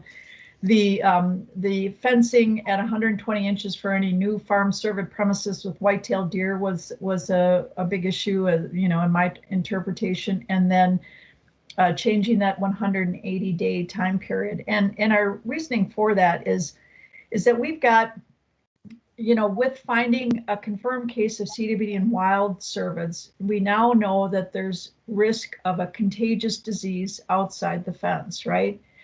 And I understand that people think, these deer may not come close to fences for a number of reasons. It's either another cervid species or this, that, or the other thing, but it's still, the science that we're talking about is a contagious disease and that can spread from animal to animal. And once we know that as a board, I think we are obligated to protect the health of the domestic animals of the state. And the reason we put those additional restrictions on those farm cervids is that we know there could be exposure from outside the fence, and we can't detect it by testing, right? Because we just don't have the testing available to do that in a very more sensitive manner and detect it early. We've got, you know, testing the animals after they die or killed. So we want to make sure there's no potential for the animals inside the fence to have gotten this disease and then move it if the animals move outside of that herd to other locations in the state. And so, and that continues to be a contentious issue as well. So the 12-foot high, or the, what did I say, 10-foot high fence Has been removed, right? Yeah, okay. I get her part about working in the winter though, immensely. It's not fun, but. Well, certainly, and we don't anticipate that you can put posts in and make new fencing during that time period. We think there are some sort of short-term things that can be done to try to eliminate this exposure and then think about a more long-term plan. And, you know, shade cloth or some sort of woven material on the outside of the fence. If you have internal pens and can move animals in there temporarily, you know, those would be options. And certainly producers thinking about this maybe in advance of CWD coming to the neighborhood near you, right? Understanding where we're seeing it on the landscape and wild deer right now, and how we're seeing that, you know, unfortunately continue to expand outward from the original places it was found. And knowing that, you know, your herd could be at risk and, you know, in some proximity to this area, certainly. Thank you. Yep. Any other questions?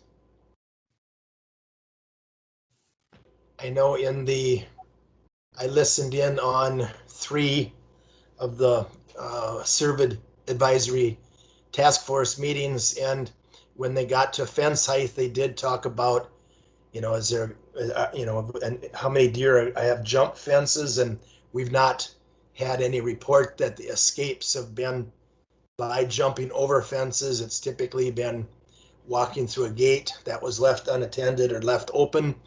So that was comments that were heard.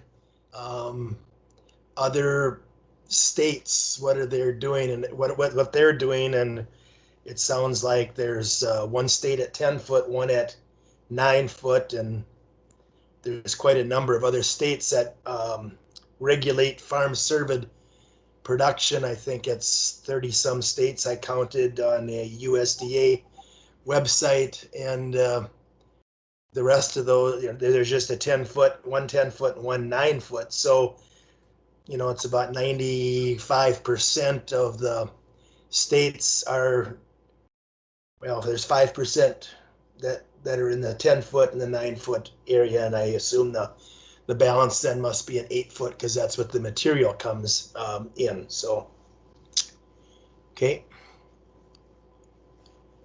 Any other questions? Any other comments? Okay. Okay. All right. Well, thank you, Linda. All right, thank you.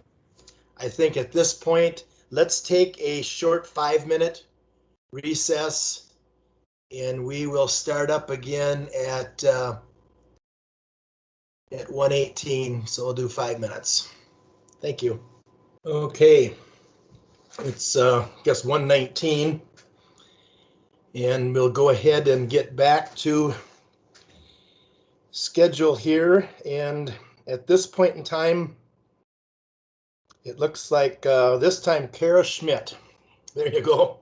I know it's HR and budget is very exciting. I don't blame you for wanting to hear it earlier in the day. But that little bite to eat, that could be trouble, huh?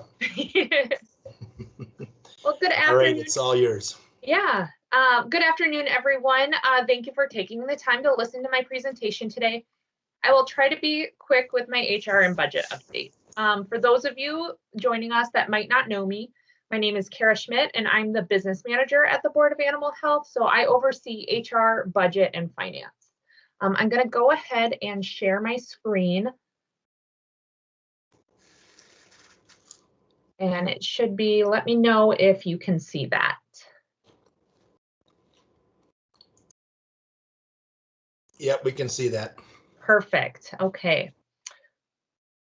So I think in order to set the scene of what we are facing right now, I should first cover the hiring freeze that we're under. On April 13th, as one of the responses to the COVID-19 pandemic last year, Governor Walz announced a statewide hiring freeze, which covered all agencies at the state with a few exceptions. So this announcement stated that agencies may not fill any vacant positions, that agencies may not create new positions, that we can't use contracts to circumvent the hiring freeze, but agencies may redeploy or reassign staff or hire vacancies that are required to be filled by the law.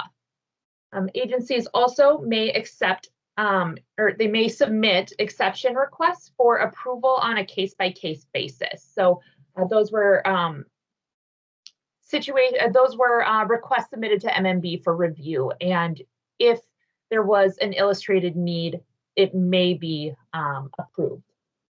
On May 10th of 2020, former commissioner of MMB sent a memo to the legislature, and this kind of shared what they were expecting. So it was projected that 5,000 positions would not be hired. It projected $109 million in savings. And it also indicated that the freeze was preferable to the costs that come with layoffs and unemployment and benefit payments. So this hiring freeze does allow for agencies to hire from within the agency for a priority 1 or priority 2 critical service position. So here is our organizational chart. It illustrates our structure, and you can see we do have a few vacancies within our office staff, and we also have 1 field staff vacancy. Going into the hiring freeze, the Board of Animal Health did have 1 vacancy. In the last year, we have lost 5 employees to natural attrition, things like voluntary separation and retirement. We did have 1 internal hire approved in June, and since then we have had 3 external postings approved through exception requests. 1 of these was approved in October and 2 were approved in November. The October one was hired in November, and we're in the process with the other 2. So where does this leave us? Currently, we have 41 out of 45 positions filled. You may recall Dr. Thompson reporting that we are operating at about 37 full-time equivalents in September. We are up to about 39.5 full-time equivalents now.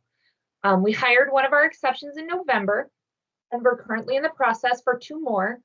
And I guess, you know, retention, when you're in a hiring freeze, retention really needs to be a focus to ensure that services are still provided. So we have been using some of our biggest tools, which are currently flexible scheduling and telework. So under the governor's orders, only work that cannot be performed remotely should be done in the workplace. So, you know, the whole agency picked up last spring, and we've been almost exclusively teleworking for just under a year. We do have folks visiting the office as needed to complete some of the business that has to be done in order to retain our services, as well as field staff do still do a lot of work out in the field. Another tool has been COVID-19 related leaves. So particularly in this case, we offer a school leave, which allows parents to take leave to care for children when their regular care is unavailable due to COVID-19, or facilitate remote learning of school-aged children. Now, as the pandemic has progressed, we have a lot less utilization of that leave, but it did allow parents to kind of make that transition. So now I will pivot over to budget. As a reminder, the board has 3 funding sources. The first is the appropriation we received from the state's general fund. The second is funds received from the federal government through cooperative agreements. And the third is miscellaneous restricted fees, which is money collected for licensure and civil penalties. The governor's recommendation for the next biennium for our agency is just over $12 million over 2 years. So in fiscal year 22, so starting July 1st of this year of 2021, it's just under 6 million. And for fiscal year 23, just over 6 million. This includes a recommendation for about a 1% increase in the second year to account for the rising cost of business. And now I have a pie chart illustrating some of our proposed budget. If you add the numbers up, it will not necessarily be reflective of the governor's recommendation. We do propose a budget, and then the governor takes that and then makes a recommendation from there. So disclaimer, we're not bad at math. We're just kind of at an awkward part of the budget where we're waiting for everything to line up. And especially right now, we're waiting on the February forecast to be released for the most accurate idea of the state's fiscal position. And then from there, the legislature kind of takes on the rest of the budgeting process. So if you decide instead to focus on percentages, that might be a little more enlightening to our budgeting plan. As you can see, we are highly invested in our people. Most of our funds go into staff who perform our work. And I'd say our second largest section is contracts. So this covers things like our database, contracts with the Veterinary Diagnostic Lab, the Minnesota Vet Med Reserve Corps, things like that. And then moving into fiscal year 23, it's a pretty similar proposal. The biggest difference you'd probably notice is a slight reduction in salaries and fringe, but this is not a reduction that impacts our full-time staff at all. Prior to the governor's recommendation, which included that adjustment for the rising cost of business, such as IT and rent, those costs were absorbed under a category called part-time and seasonal staff. So should the hiring freeze be lifted and the governor's recommendation of that second year increase be approved, we would be able to invest more in some of those programs.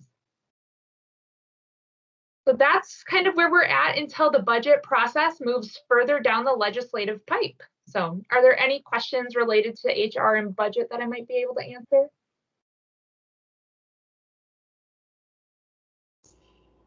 Dr. Thompson, you had your hand up. Thank you, and not a question, a couple of comments for the board. You know, we generally, if you look back over the years, we generally run at somewhere around 65, 66% of our budget for our employees.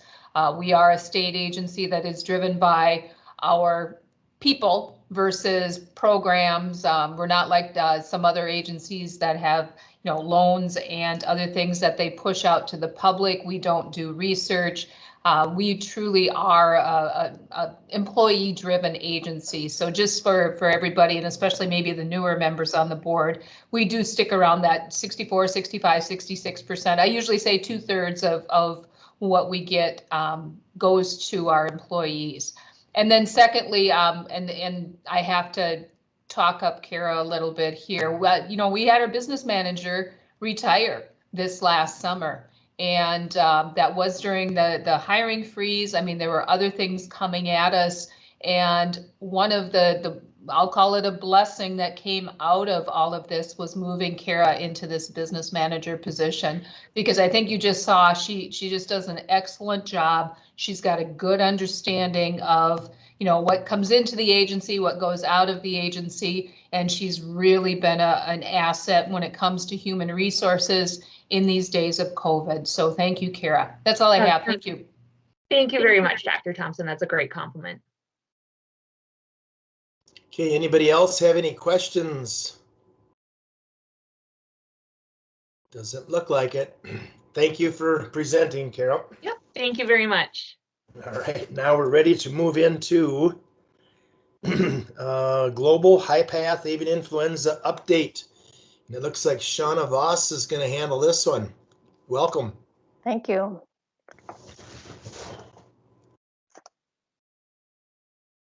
Hang on. Let's try to get my PowerPoint up here.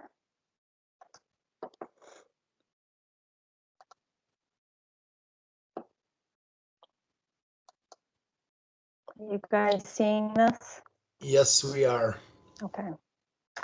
So I was asked to give an update on what is happening globally with high-path avian influenza. There's been lots of chatter. And so I'll do my best to kind of cover that. And if you guys have questions, certainly let me know. Currently, globally with high-path avian influenza, the most significant events continue to be caused by the goose Guangdong H5 high-path avian influenza virus. This is a lineage that has become endemic in the poultry populations in multiple South and Southeast Asian countries, and has over the years evolved into numerous different genetic distinct clades. And so sometimes you'll hear people talk about, the 2.3.4.4 virus. That's now kind of divided out into, they'll add kind of an A through a D through it, depending on where that virus has kind of changed over the years. This is a virus that affects a wide range of domestic waterfowl and poultry, and wild birds are also susceptible to the infection. And I just want to make a note that this goose Guangdong virus is distinct from other H5 or H7 wild bird lineage viruses. This is now a poultry adapted virus that is spreading globally. This is a map that was pulled from an OIE, the World Organization for Animal Health. They put out updates every couple weeks to maybe once a month, and so all of this information is found on the OIE's website. This is the most recent map that I found where new outbreaks are occurring. The red dots on this map show the new outbreaks, and the blue dots show where there's ongoing infections. And so you can see that the outbreaks seem to be concentrated in that Southeast Asia, and then have spread into Europe, and a few outbreaks that are ongoing in Africa. And on this slide, I don't need to go into a lot of detail because you guys can kind of track along with us if you want with these OIE reports, but you can see there's a number of strains of H5 that are being identified. Anywhere from H5N1 to H5N8, and in Asia there's an H7N1 high path. That, as I mentioned, that goose Guangdong virus is endemic in poultry in some of these countries, but it is the only high path virus that's being maintained along that Eurasian migratory route. If we move over to Europe, the first outbreak in Europe was actually reported last August, so August of 2020 in Russia, and that was an H5N8. And since that time, there's been sort of waves of outbreaks that first started in wild birds in European countries, but has since moved over into poultry starting from about mid-October, and that situation is ongoing. The situation in Africa seems to be focused in Nigeria and South Africa, and that's concentrated in poultry. Something that I did want to bring up, because this has kind of made the news just in the last few days, that Russia has reported a case of transmission of the H5N8 high path strain of avian influenza that was transmitted from birds into humans. And the World Health Organization has been alerted of this situation. But there was genetic material isolated from 7 workers at a poultry farm in southern Russia, where there was an outbreak recorded back in December. So this information is maybe a little delayed in getting out. The reports, I've seen some various reports saying some of the workers had mild symptoms. Some of the reports are saying that they were asymptomatic. Overall, this does not seem to be the big scare that of some high path viruses that have really made people sick and caused some deaths. At this point, this seems to be pretty mild. If this is confirmed, this would be the first time that the H5N8 has infected people, at least that's been reported. At this time, there's no evidence that those people were able to transmit it to other people. But I think this is just an ongoing situation that we should just kind of monitor, but probably nothing to be super alarmed about. We know that H5s and H7s and some other strains of influenza have the potential to move into people.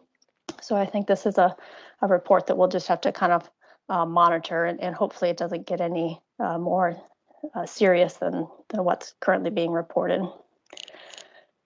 I just wanted to mention there's been lots and lots of talk over the last 6 months about what's happening globally for high-path avian influenza, and how what we're seeing kind of worldwide is very similar to what was seen before our 2014-2015 high-path outbreak.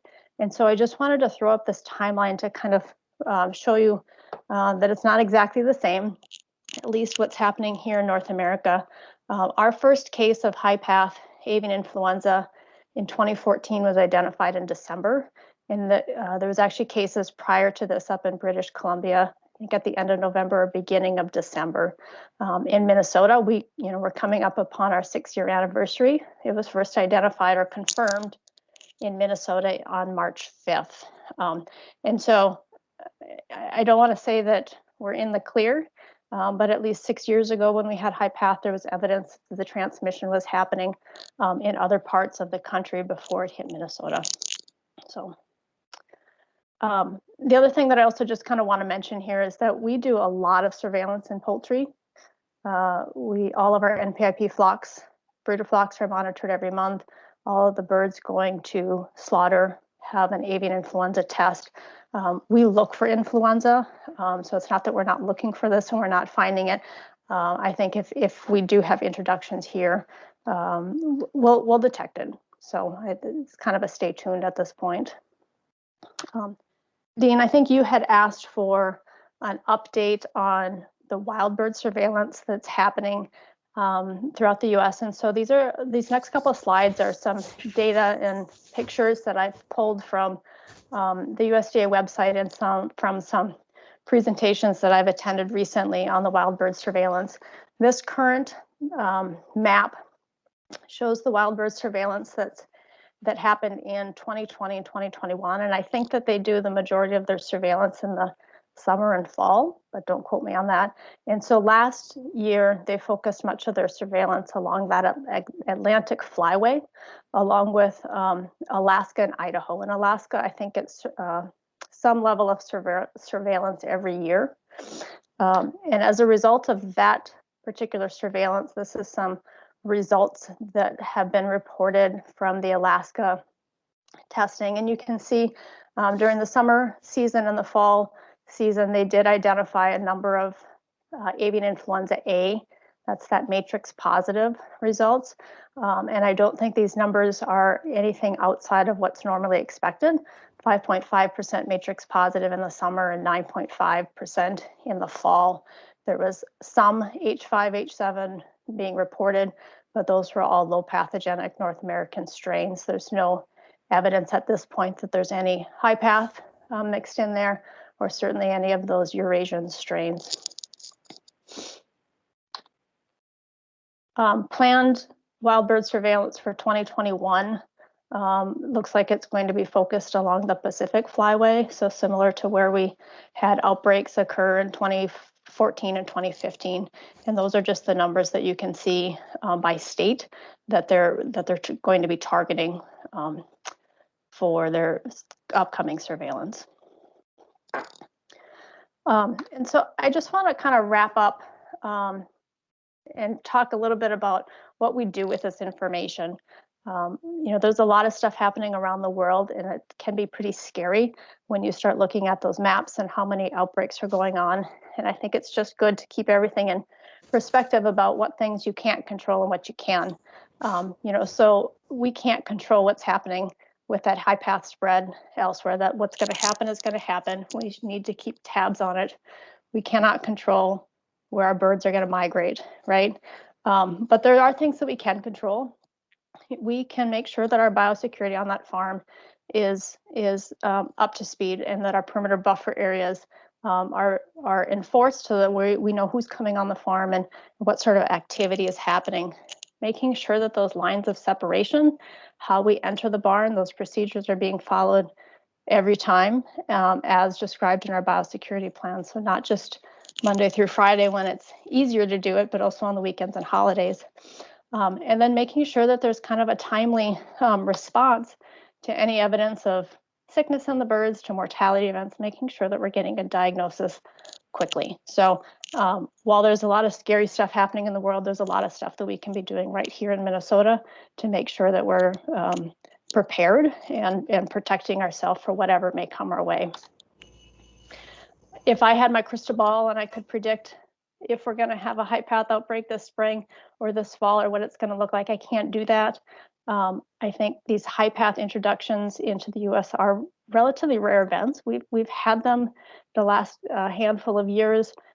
Certainly they have a high impact when we do get them, but they are still rare events in comparison to some low path strains that we have circulating. I would not be surprised whatsoever if at some point in the future we have high path in the U.S. again.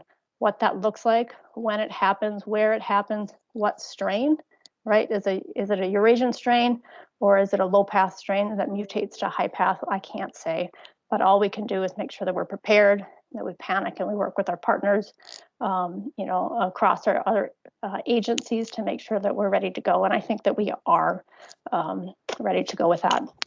And so that is all I had for my update, but I'm happy to attempt to answer questions if you guys have any about what's happening globally or with surveillance. Okay, anybody have any questions at all? I appreciate you addressing this because it's something you read a lot about and you hear a lot about, and it's just something we have to always be vigilant, and I'm sure everybody in the industries are kind of heightening their measures that they take to, those lines of separation, and that's about all we can do. Exactly. Thank you. Thank you. All right, then to wind things up, it looks like we have Dr. Dale Lauer talking on Minnesota low path avian influenza update. So welcome. Well, Chairman Compart, good afternoon. Board members. Let me share my slide. Can you see let's see here. Yes, I can. Wonderful. It's always tough to follow up after Shauna. She does such a good job. But I'll do my best for those of you who have hung in there at the end of this board meeting and provide an update on influenza situation that we've got going on here in our commercial turkeys in Minnesota, and just kind of let you know what the board is doing. Now, again, this is not as defined by OIE, avian influenza. Technically, it's those are the H5 and the H7 low path types, and then any type of high path avian influenza. But currently, we're dealing with an H6, and certainly we want to make sure that it does not continue to circulate in our poultry populations. So last month, talked to you a little bit about, gave you an AI 101 lesson, a little bit on high path that she talked about here, and briefly mentioned about some of the influenza detections that we had identified in Meeker County, Waseca, I believe, and talked a little bit about our disease alerts. And so this is just kind of an updated continuation of that information that she relayed at that time. So here's kind of the update that I'd like for the board members today. We have identified influenza in 5 different counties in our state. And this is just a summary of the different types that we've identified. They're all commercial turkeys. They can either be commercial turkeys that would be going to market for processing, or we have some flocks that we've identified in our breeder flocks, and the toll there is typically an egg production drop, and something that's certainly very concerning. And again, I'm trying to find a colorful map and just kind of orientate yourself a little bit to the poultry industry here in our state. But if you take a look at Stearns, Candy, Ojai, and Meeker counties right here in the center of the state, this is where the positive flocks that we've identified for the most part. But my big concern, and I think the poultry industry's concern, is if in fact it continues to move to the north here. We've got a lot of broiler chicken production in Todd, Morris, and Benton County, and we actually have some that moves down here into Stearns County. And then, of course, if we're looking at Renville, some of these other counties to the south and to the west, we've got some major turkey production areas there, and then also significantly down here in the southeast part of the state. So we just want to make sure that these influenza viruses, as Shauna mentioned, we're doing a lot of surveillance. We're doing a lot of testing. We want to make sure that these influenza viruses do not continue to circulate in our poultry populations. Number one priority. So if we drill down a little bit further to look at some of these different types of influenza viruses, we can see that we've identified 30 flocks in these 3 counties. You can go through the numbers here and just kind of see the numbers in each county, but everyone and all of the types that we have identified have all been an H6N1 influenza A virus of North American wild bird lineage. So somehow this virus, which started actually, our first flocks were identified back in October. It's February, next week will be March. So we continue to struggle with this, and so as we're kind of moving along and continuing to identify positive flocks, certainly we have some issues as these flocks continue to become positive. We have identified some increased mortality, certainly not to the level of highly pathogenic avian influenza, but certainly we have seen some increased mortality. And of course, when you have these influenza viruses, one of the big concerns for our commercial turkey growers is this condemnation at the processing plant. And so that, as we're looking at, some of those issues, we want to make sure that, we take care of it and get it eliminated. Even though we've had some of these sites that have been identified back in October, some of those sites have been cleaned up, the flocks have been marketed, the premises have been repopulated again, and so they're good. Of course, the thing that we're always worried about is if we continue to have virus and if we continue to have a reinfection of flocks on those previously negative farms or sites. So it's something we're always a little bit concerned about. We have also identified 5 flocks with swine lineage viruses. They can either be an H1 or an H3, and as you can see in some counties and some flocks, we have a combination of H1 and H3 viruses in those flocks. The Candy, Ohio County breeder flock here had a very significant egg production drop, and that's typically noted in our breeder flocks. And so that's why there's oftentimes a wide use of swine lineage vaccines in our turkey breeder flocks to avoid these egg production drops. But really for the rest of these sites that we've identified, typically you don't see anything in the flocks. And oftentimes it's just a serologic diagnosis that we pick up on our pre-processing samples before they go to the plant. So even though this is a non-H5H7 event, the board is still responding. We're still trying to help the industry, kind of move through this and help to eliminate these viruses. So what are we doing? So the number one thing that we want to do early on is make sure that we rule out a 5 or 7 low path introduction. And so we are using some of the initial components of our state response plan, and that would include making sure that we have samples collected from every barn on the site, making sure that we have those samples collected at the MPTL in Wilmer and that they are in fact H5H7 negative. That's really a crucial component to the whole process. As Shauna mentioned at the December meeting, a lot of these flocks have been identified with a biofilm drinker swab test program that is being used by the industry as an early alert system. And actually some of that testing is being done prior to any of our pre-market testing. So we've identified a number of the flocks in that manner.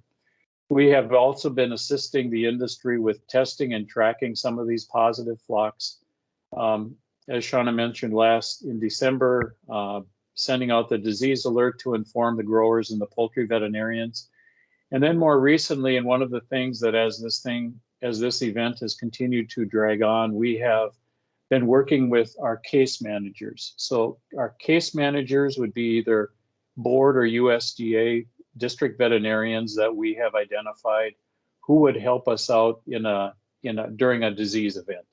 So they would work with the farmer, they would work with the producer to kind of work their way out of a positive flock situation. Well, my thought early in the year and as this thing continued is, let's try to assign some of these case managers and see if we can do some investigative work to see if, in fact, we can hook up some links and see if there are some breaches that are pretty noticeable in terms of biosecurity.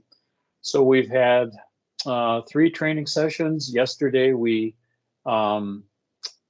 received some volunteers from the industry who agreed to have their farms have an epi investigation conducted. And so yesterday they started, and I believe they've got some on the schedule already.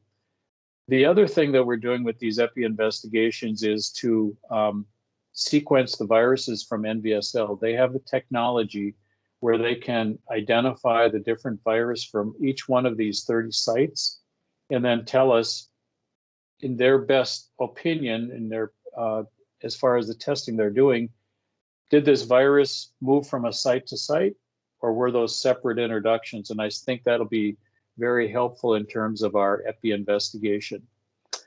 And then finally, we have been working with the Minute to see if we can come up with some type of a mapping program to identify positive and or marketed flocks, information that we would pull from Core 1, which is our Board of Animal Health database. And so that as we prepare for a possible influenza event down the road, who knows if it'll be high path or low path, we are committed to practicing and working with the industry to see if we can make some of these mapping programs work. So the incentive here, or the thing that we really want to do, is use real-time data in a mapping format to help our veterinarians and help the industry respond, coordinate activities during an emergency response. And so we have identified certain permission groups, our disease response team, who would be people from the board, USDA, Department of Ag. We have some of our colleagues within the DNR and at the university who potentially could help us out. But certainly the people who have their boots on the ground, or the people who are actively involved with the response, are industry partners. And so we have connected with them. And as you can see on the bottom right side of the slide here, we have a non-disclosure agreement that we use and require all of our industry partners to sign before they have access to our emergency mapping program. And I've just got a couple of screenshots, and I'm sorry that these aren't going to show up as well as I would like them to, but just to orientate yourself a little bit, we've got Belgrade up here, I've got Wilmer over here, and then we've got Litchfield in this direction. And so the map that Shauna had showed you at the December meeting was kind of right in through here, this in Meeker County. But as you can see, all of these purple, I'll just call them blue stars, excuse me, are all of the positive premises that we have identified with this H6N1. And I know this is a screenshot, but when you pull the live data, if you just hover over these sites, it'll pull out all the information on that site. Farm name, contact information. It's really kind of a slick deal as far as having information out there that the veterinarians and the production companies can use, because if we've got positive sites here, maybe we're looking at scheduling poult deliveries or feed deliveries or rendering schedules or something like that a little bit differently when we have this information at hand. If I try to go a little bit closer, again, some of the blue stars, but what we've been asked from the industry is to look at sites that have either been, so these would be positive sites. These would be with the red X would be sites that have been test negative, and then these orange or these gold sites are sites that have been marketed and are gone. So if we can get the information real time from the industry, and I think that's one of the things that we're being challenged with from the industry, is to make sure that we have this information up to date and that it's something that will help the producers with their response activities. So I know that everybody is anxious and wants this thing to work right away, but the reality is it's a work in progress, and we've been working on this quite a bit with Minute, and Carissa Allen within our staff has been also helping us out with this. But kind of stay tuned on this, but I just thought it would be interesting for the board members to see this type of program and how we're trying to help the industry.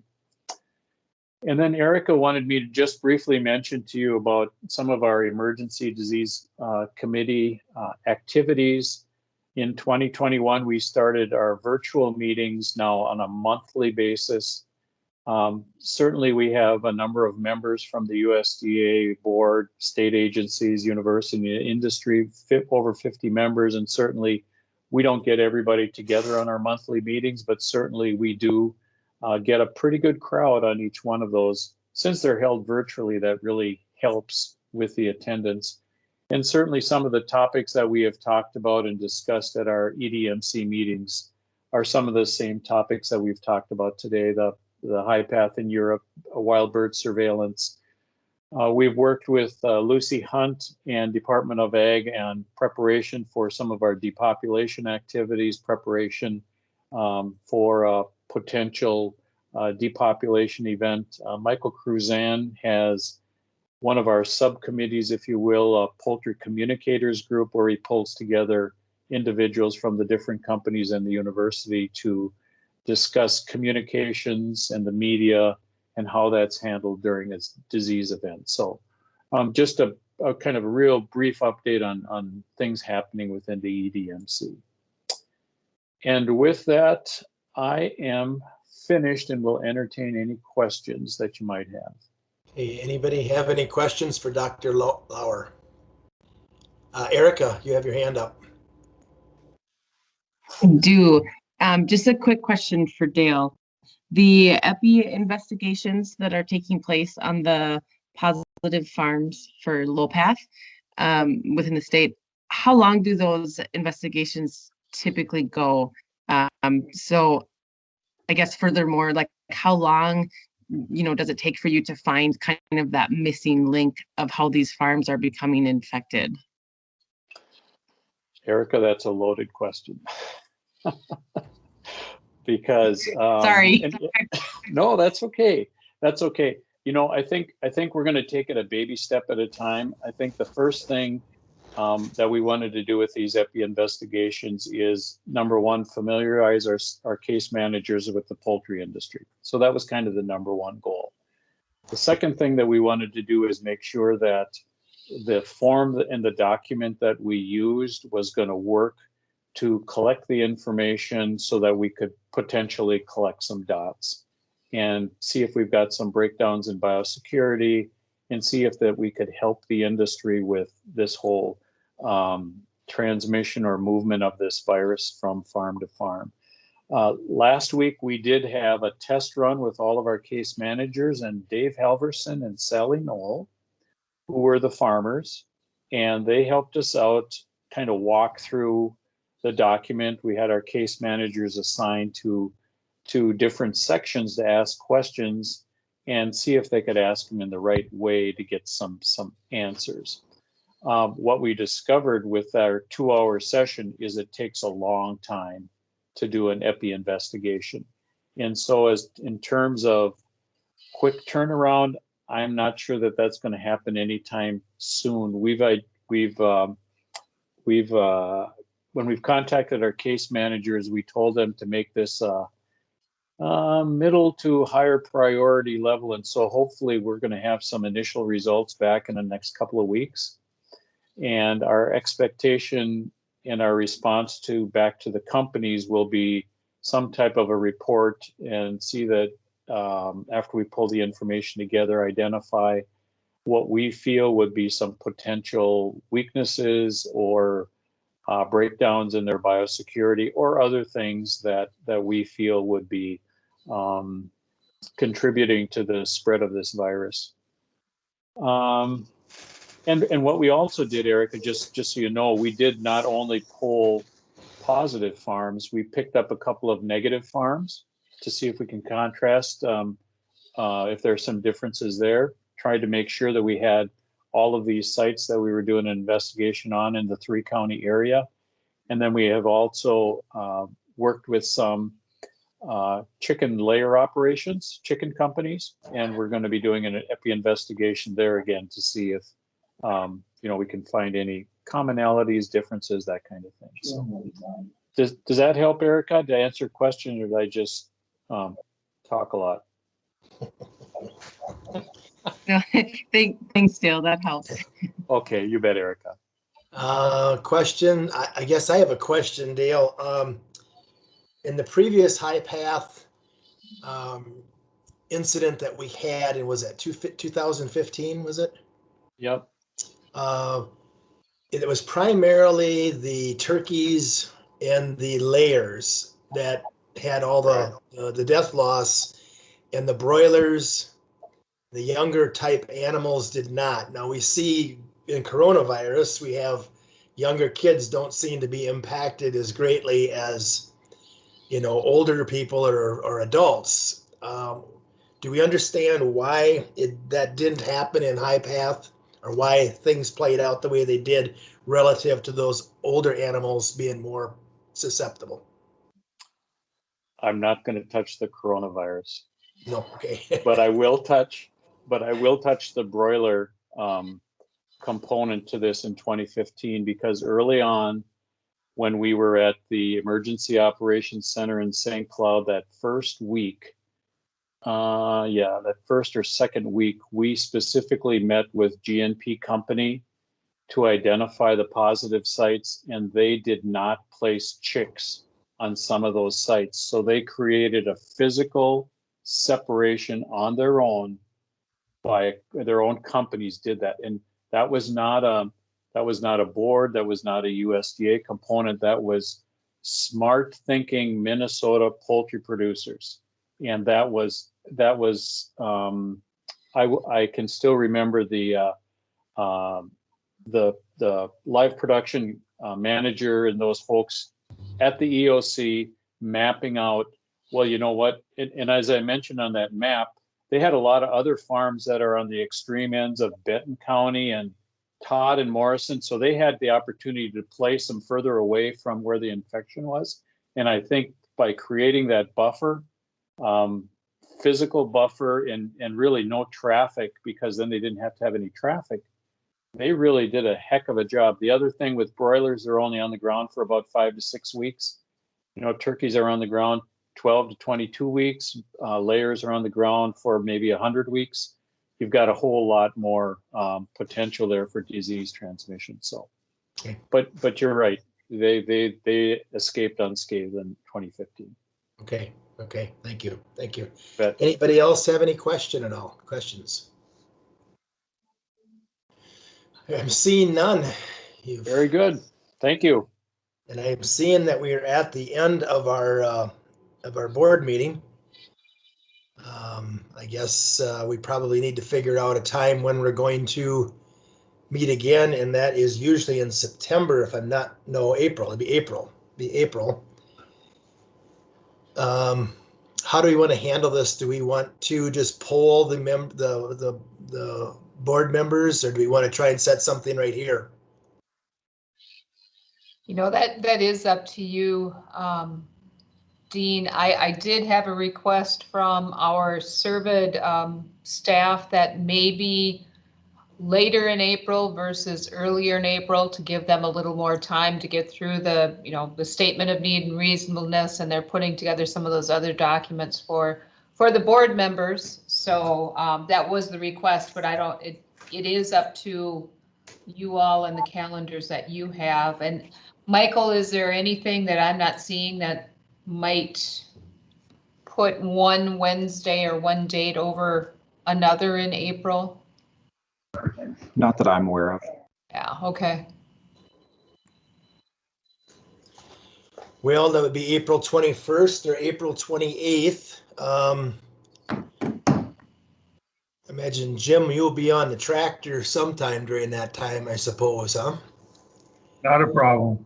Okay. Okay. Well, I would say, should we pick the 28th then? I'm good. Okay. I'm good. Okay.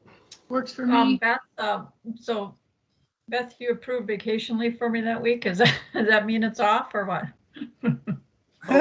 Well, no, we can't do it without Dr. Glaser, so let's back it up to the 21st. Okay, that works for me too. Yep. Good.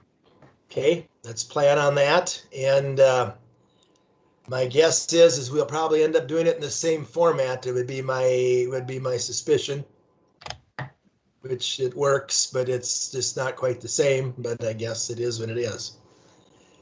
So, okay, so April 21st, 9:30, and anybody, well, guys, I guess I would entertain, unless there's any other comments or anything, I'll ask for a motion to adjourn. So moved. I'll move to adjourn. Okay, Peggy. and then seconded. I'll second that. This is Erica. Okay, Erica seconded that. All those in favor, let's see, Mr. Voss. Aye. Erica Sawatsky. Aye. Dr. Hawkins. Aye. Dr. Anderson. Aye. And Dean Compart is an aye. So with that, the meeting is adjourned. Thank you for your time, and thank you for those. It looks like we've lost a lot of them, but for their interest in the meeting. So have a great week.